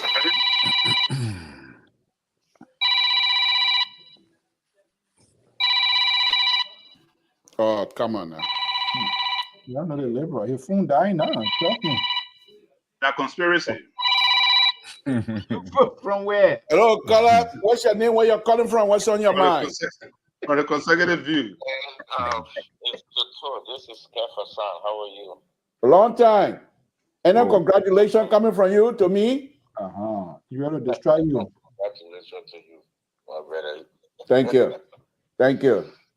All right. What's on your mind, sir? Well, yeah, I was here listening to the show as always. Good show, one of the best late night show. Thank you. I'll listen to my brother Terry. I don't know, sometime, during election propaganda work. But after election, now it's time to govern. There we go. But yeah, so I don't think propaganda should be going and should continue. He's saying kush and drugs and whatever started George Weah time. It's offensive to some of us. Why I said that? My little sister got into kush during Ellen time, and she passed away the earliest time of Weah, because we couldn't put those things out at that time, because sometimes you feel bad and see your own family going down the drain. There's a lot of government officials whose children are in Ghana. All the UP government officials, some other CDC government officials, their children are in Ghana for kush. They got their addiction during the UP, Madam Ellen. So to say those kind of things is very offensive to us. I think we got to leave this propaganda thing. I think the Unity Party need to govern now. Okay. Not come on the show and still acting like we're in election time. No. What we need to discuss now is the 100 days that coming up, promises that they sold to us. They beat us, right? Because they told the Liberian, you're going to raise the salary. That's what they told the Liberian people. Okay. We were defeated because of all those things. You harmonize our pay, we'll harmonize you. 100, no car will be stock. These are the things they ran with. Because they cannot, because you part of that, congratulations, but because you guys cannot. Kiasa, Honorable Kiasa. Thank you very much. You people do not have respond when we were saying these things. If you knew, this is the politics. This is the political time. And you have no response because you guys were ineffective in running the government. Hold on. Let me respond to you. You guys was ineffective in running the government. You guys were in the government. Kiasan, you and your people lied to the Liberian people. And the Liberian people discovered who you were and they decided to give you the boots. Please don't relitigate the issue. First of all, I express my sincere sympathy for the loss of your sister because she's also my sister. So I really, really feel bad about that. But we're going to find way. President Baka and his people are now finding way. You saw what everyone Nkrumah have done by saying to the entire Liberian government that there are certain things they were going to do. These people are working. Unlike your government, who lied to us and did nothing. So, Kiasan, please spare me tonight. Is there any little bit, 2 seconds of your time, sir? 2 seconds. Let me say this. You guys won because the people say we were not good enough. We take it. We gone. So we don't go back to us. We were not good enough. But your promises that we need to hold you guys to. So we agree. Let's talk about that. Okay. Let's talk about no car will be stuck on. But before you go, can I respond on Thursday evening? Come on my show on Thursday evening, and we'll discuss the no car that's gonna get stuck because I'm an engineer, roadway engineer, by the way. So come on my show on Thursday, and we can have that discussion. Other than that, Kiasan, Thank you for congratulating me. And I think we flock you and CDC like to put their foot in your mouth, and we were able to leave you guys in the dust. So I'm blowing right now. I'm blowing myself. I always wanted to do that with you. I was hoping that you were going to call me, and now that you have done that, oh, Joseph Baka, yes, sir. Thank you very much, my brother. We appreciate it. You know what? Call me. I will come on your show. Call what? Closing argument. I will come on your show. Okay, let me take these two Kia Sam protege, and let me take these two, and then Walter Carter. Good evening. Anything on your mind, sir? Thank you very much. Thank you. Okay, go ahead. Make it brief. We're way over time, please. I would like to say hi to the panelists. I would like to say a happy birthday to my own brother and CEO, Brother Alfonso Zion. So now you know I will not be like my son. I will not be like my son. I will come here and flatter you. Oh, and, I know LPR. LPR is a great platform, but tonight the show was a complete flap. Okay. The show was a complete flap tonight. It was ridiculous. The fact that you try to sanction my battery is dying. No, my battery is dying. Let me go to the next caller. Yeah, let the battery die. I got life now.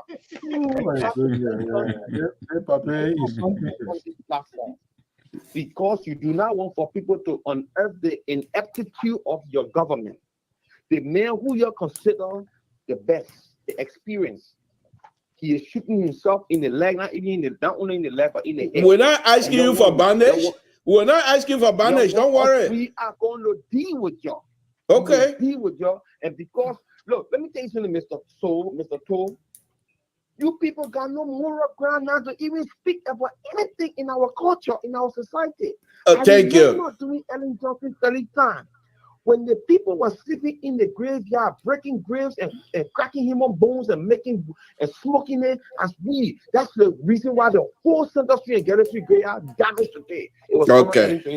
And Thank somebody you. has the moral, somebody who got no moral ground to speak, come here and tell and lecture us about Cooch and say that president, we are a terrorist.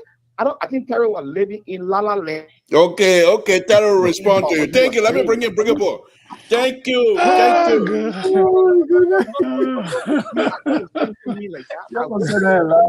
need to run away from the show tonight because it's not easy on me. 3 hours, and you know that. You know that. I was there for 3 hours. And I heard Mr. Bacon. Hey man, you're in 1940. It's in 2000. Walter Carter, we got a show to run. You want to make some serious argument? Join me on Tuesday. Thank you very much. We got a show to run. Let me go to Breakable. You and Mr. Bacon and sit over there with Terry talking about that all day. For all men, that is Are you kidding me? Thank you. Those are your opinion. You're not entitled to fight. You're entitled to your opinion. Thank you. Walter Carter, please let the show go on. Thank you very much. Breakable, come in. Wow. Mr. Parker, you should not tell them to open the line. No, that's good. That's good. We'll let it go. That's why I want to go there like Republic Radio. That's good. That's good. I will like when you're not answering my call, I said, what? Look, my brother Terry. Terry.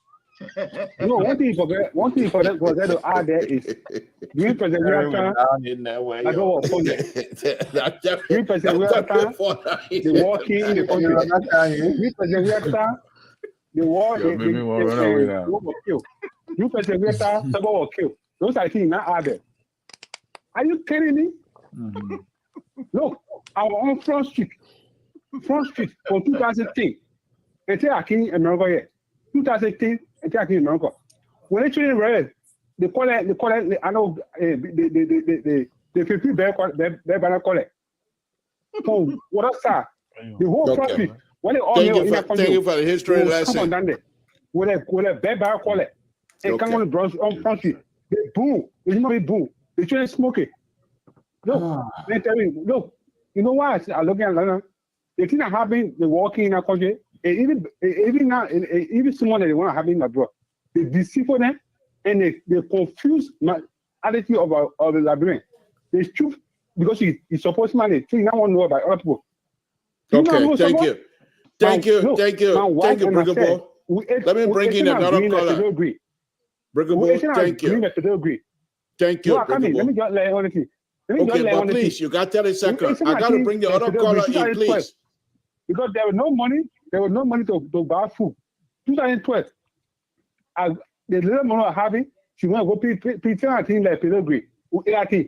For in the name, we slept until 12 o'clock the next day. 12 o'clock the next day. The girl I was taking care of our child, the girl kid. Nine go. No one to open the door. You see now they talk about something?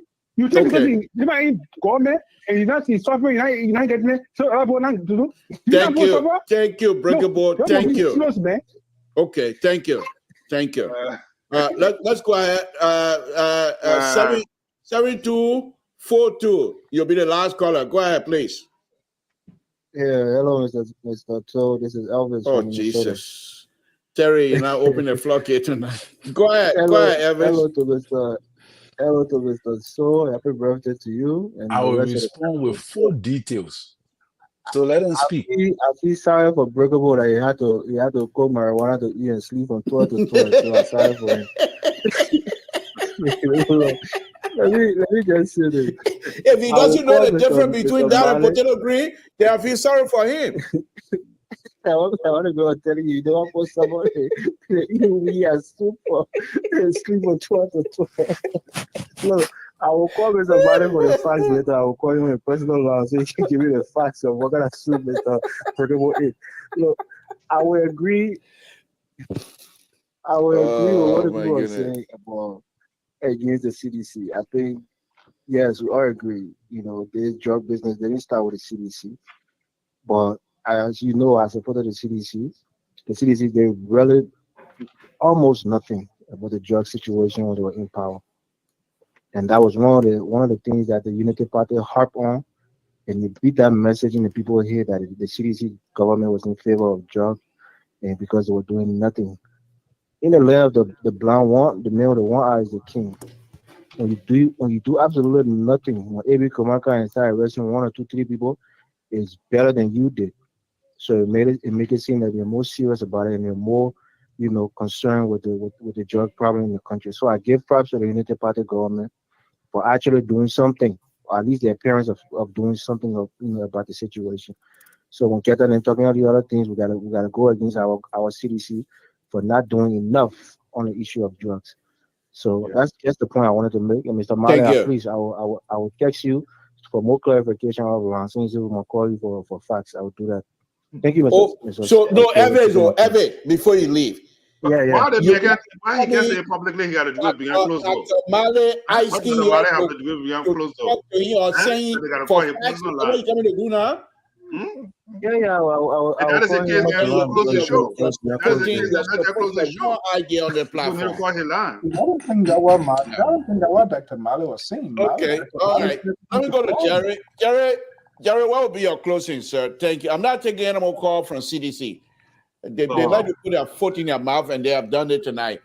Go ahead, starting with the honorable himself. Go ahead, Jerry. Ben bombarded my brother Terry this evening, so probably he will speak more than that. I don't want to speak most of that. Thank you for having us tonight. It was a very interesting show. We are here to discuss the issue and the future of our country. Whatever we say here, we can crack joke in between, but we are very serious. Yes. It's an issue that is affecting our country. God has blessed some of us to be here, and we have some experience to be able to deal with these things. And some of us, we are fortunate to be able to work in the United States government, also at the state on the state level. So coming here, I don't take it light. Whatever I say, we'll crack joke here later than that. But it's a serious matter in our birth country, and we need experienced people to be able to help our government. Even let's not forget about the government in the private sector as well. So thank you for having me. Thank you. Terry, go ahead. Yeah, so I know they're gonna beat me a lot and all of that, which is the right, they have that, and Kev, I want to say sorry to your sister that died Yes, due yes. to drug abuse. I feel very bad for that. Even though we may not, know exactly which drug she took that led her to her death, but I'm very sorry for that, to hear that. I feel very bad. But when I said that Kush started under President Weah, that is what I know, because I was almost directly involved with most of the areas most of the guys that used to smoke drugs in Liberia. I live in Logan Town, all right? I was there all through Ellington. I just came to America about 8 years ago. You understand me? I've been in Logan Town all my life, and I can tell you the various types of drugs that were in Liberia during Ellington, from the douche to the tar way to Italian way to cocaine, all those drugs. All right, I can tell you how it spread. All right, in Liberia, because I was in direct contact with most of those people who were doing those things. And you go and check it out. Go and check Kush out right now on the internet and just check it out, and we inquire when it came to West Africa. It's a recent drug. And it proved to us clearly that during President Weah's time, the Kush drug became a phenomenon in the society. When we remember, we all sat on the platform and discussed when the Kush passed through the airport of Liberia. The airport, the Kush, it came through the airport. Yeah, leaves. Yeah. Yes. When one of your guys was saying that, this is why I know they say that tea leaf. Yeah. Talking about leaf. For international community to test it and notice that was Kush. It was the drug that came through your airport that Finabono name was attached to. Then you sit down and tell me, say, that I don't know what I'm talking about, and Kush did not come from your government. You need to stop this. And I'm sorry to say this, but it's not good to haul your relative into this kind of politics. It's not good. Even the 100 million drugs that came in the country in President Weah's time, and those guys went scot-free up to today. There is no trace. The monies were even given back to them. Then you're telling us, say, that, Kush King during Madame Shirley time. No, brother, Kush was not in West Africa during Madame Shirley time. I can prove that to you because I got plenty of people that I know I got relatives that died from drugs. I myself got relatives and friends who died from drugs. Thank you. Kush was never an issue. We don't want to go too during much that time. into those kinds of stuff. You understand? And to Mr. Mali, you know what I'm saying? It is our responsibility that when we come to the discourse, when we come and put forth an argument, we should be able to provide substantial information to be able to back the argument we want to put forth. All right? It is not binding on your listeners to provide education on the information you're trying to present. If you tell us, Ellen government got $16 billion, that have nothing to do with the direct involvement with Vice President Booker, a rehabilitation program. Everybody know that Ellen Johnson Brown received $16 billion, but what was it? It was that physical cash that came directly to Ellen government that she was using in the country and all of that. So you got to break it down for your audience. I know you are a professional man. I very admire your level of, your expose and all of that. But this one here, I would not agree with you that, Mr. Sosa would not agree with you, even though he forced it to say, I will work with you on the one. But he was telling us, because we are all hungry, waiting for information. And guess what? Mr. Bacon will not help you because he wants for you to be in trap. And that is what you did for yourself tonight. Bring the information to the disco. Explain to us what was the things that Ambassador Booker did not do, all right, that he should have done. And how did he embezzle money? How did he mismanage the rehabilitation program? Give us details. That is what information, communication, or dissemination is for. And that is why we are here. So when you fail to do that, do not blame us by saying that, oh, we are not come to teach. No, you came to give information. Give it adequately so that your audience can celebrate your expose. Thank you very much. Thank you. Let's go to Dr. Mali, and then Mr. So can take us. Well, I just want to thank the panelists, even though we have not had the full details of Kush from Collins. Those details and the sources are still hidden yet, and we are yet to get the send here living testimony to it. We hope to get those details, facts, and historical intrusion into our society. And, what's happening? Who is conspiring against me? I am. Sorry. Go ahead. Oh my God. Yes. So I think I agree with Tarek. We are on the platform. I mean, apart from all the little jokes, to provide information and to also exchange idea, and it's a platform where we have the cross fertilization of ideas. We learn from each other and other things, and where we do research on other things, and maybe people may want to know. I think we should be on our obligation to share those sources when the need arises. And when I use the word, let me just provide some little education for the two of you. I think I misspoke, and we are all mature on this platform, and we are all mature people. And sometimes when we add, we got to take note of that. And this is what courage. That's the courage that we have. This is where the professionalism different. You guys, yes. And so I extend my apology to the two of you because I noticed I didn't go down well with the liberal, even though he tried to really pin me down. But I think we have to come in with professionalism to handle the matter in a very professional and mature way, backed by our experience. And to that note, the issue of our caller calling us, I think our callers, we should not shift the burden of our professionalism to our callers where they got to call up behind closed. So I think those were just part of the little jokes put forward. And we stand in readiness to make that corrections. We come here to serve as enlightenment, and we should be in a position to support that and buttress that at all length. And where we fall short, we got to acknowledge our error and move forward, because this is what we are called to do, and this is what makes us professionals. And this is what makes the platform different from other platforms, where we don't take things to heart, where when we fall short, we acknowledge of our deficiency. And back to the liberal, he continued to use this. The doctorate thing is just a title, liberal.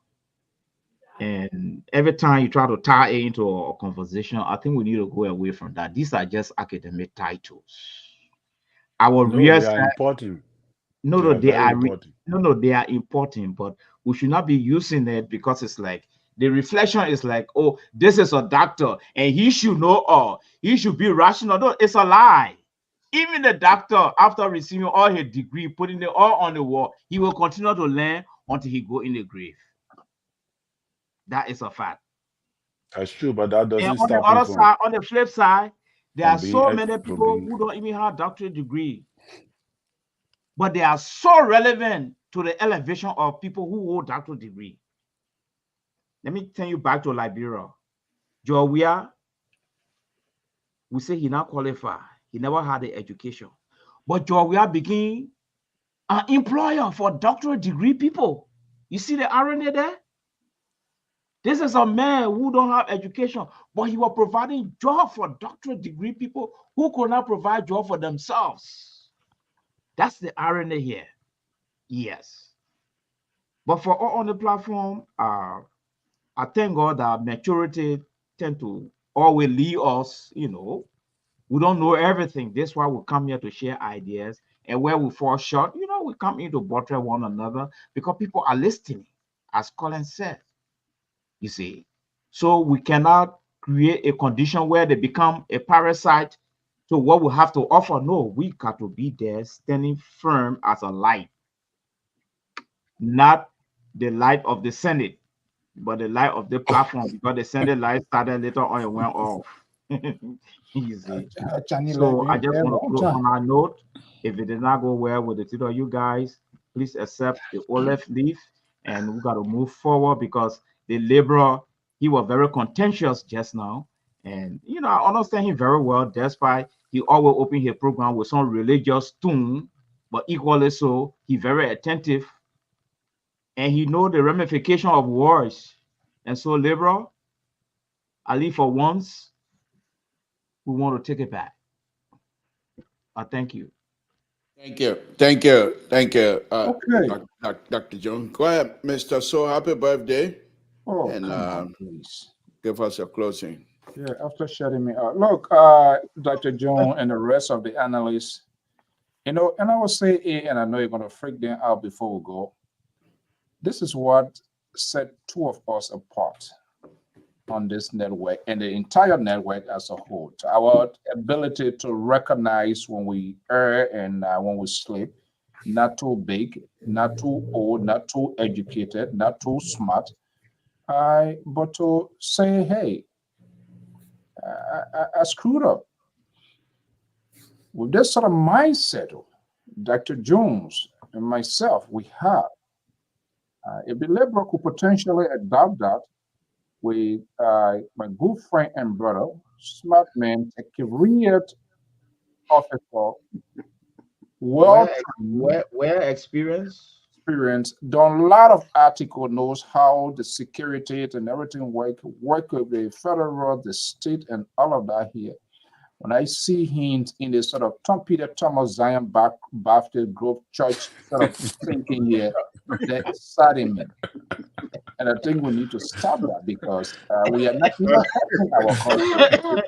But we got to be mindful, because that's part of the strategy of this liberal. He has succeeded to recruit people on his side.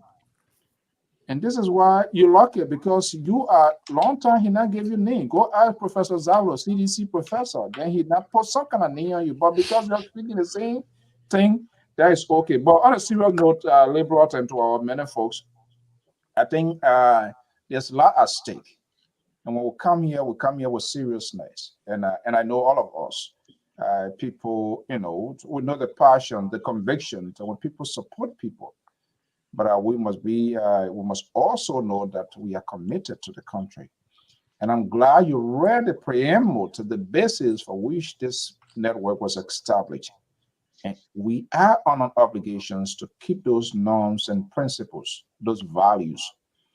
This is why when I'm in charge, I don't deliberately say my phone battery is going dead. But you keep violating these rules and these principles, because you do not want to hear voices that are not in line with your political ideologies. And you liberal, I'm going to be confused if you are really a liberal, because liberal don't sanction voices. Liberal, they allow people to speak freely. That's what we do here in Massachusetts and its surrounding. And you live in one of the most liberal states in California. But you like somebody who live with Bill Cunningham in Ohio area. Hopefully, but we will stand up for you. We'll stand up against this. Dr. Malley and I, we will do everything possible so that you cannot liberalize this network, thereby leaving some voices behind. Thank you so much. Thank you, guys. Thank you. And we need to put stop to the speedy recruitment of other liberals. We got to put stop to that. Okay, guys. All right. Thank you. Good night, Dr. Jones. Good night. Mr. Baggin, thank you. Thank you, Mr. So Terry. Thank you very much. And we'll say good night to all of you. It's been a wonderful, wonderful evening. I know we're a little bit behind, but we're here again. Again, folks, Samson told Liberal Pub Radio of a spirited debate here this evening with the panelists. And that's what we do here on Liberal Pub Radio.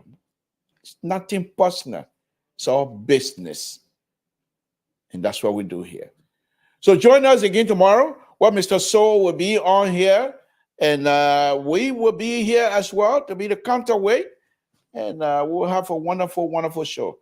But on a very serious note, I think all of you that join us tonight, that make comment, call, and what have you, we want to thank you. Specifically, I want to extend my thanks and appreciation to Ormoki Afsan, that call here this evening. Ormoki Afsan, if you're still listening, I would hope sometime from time to time join us so we can have some discussion.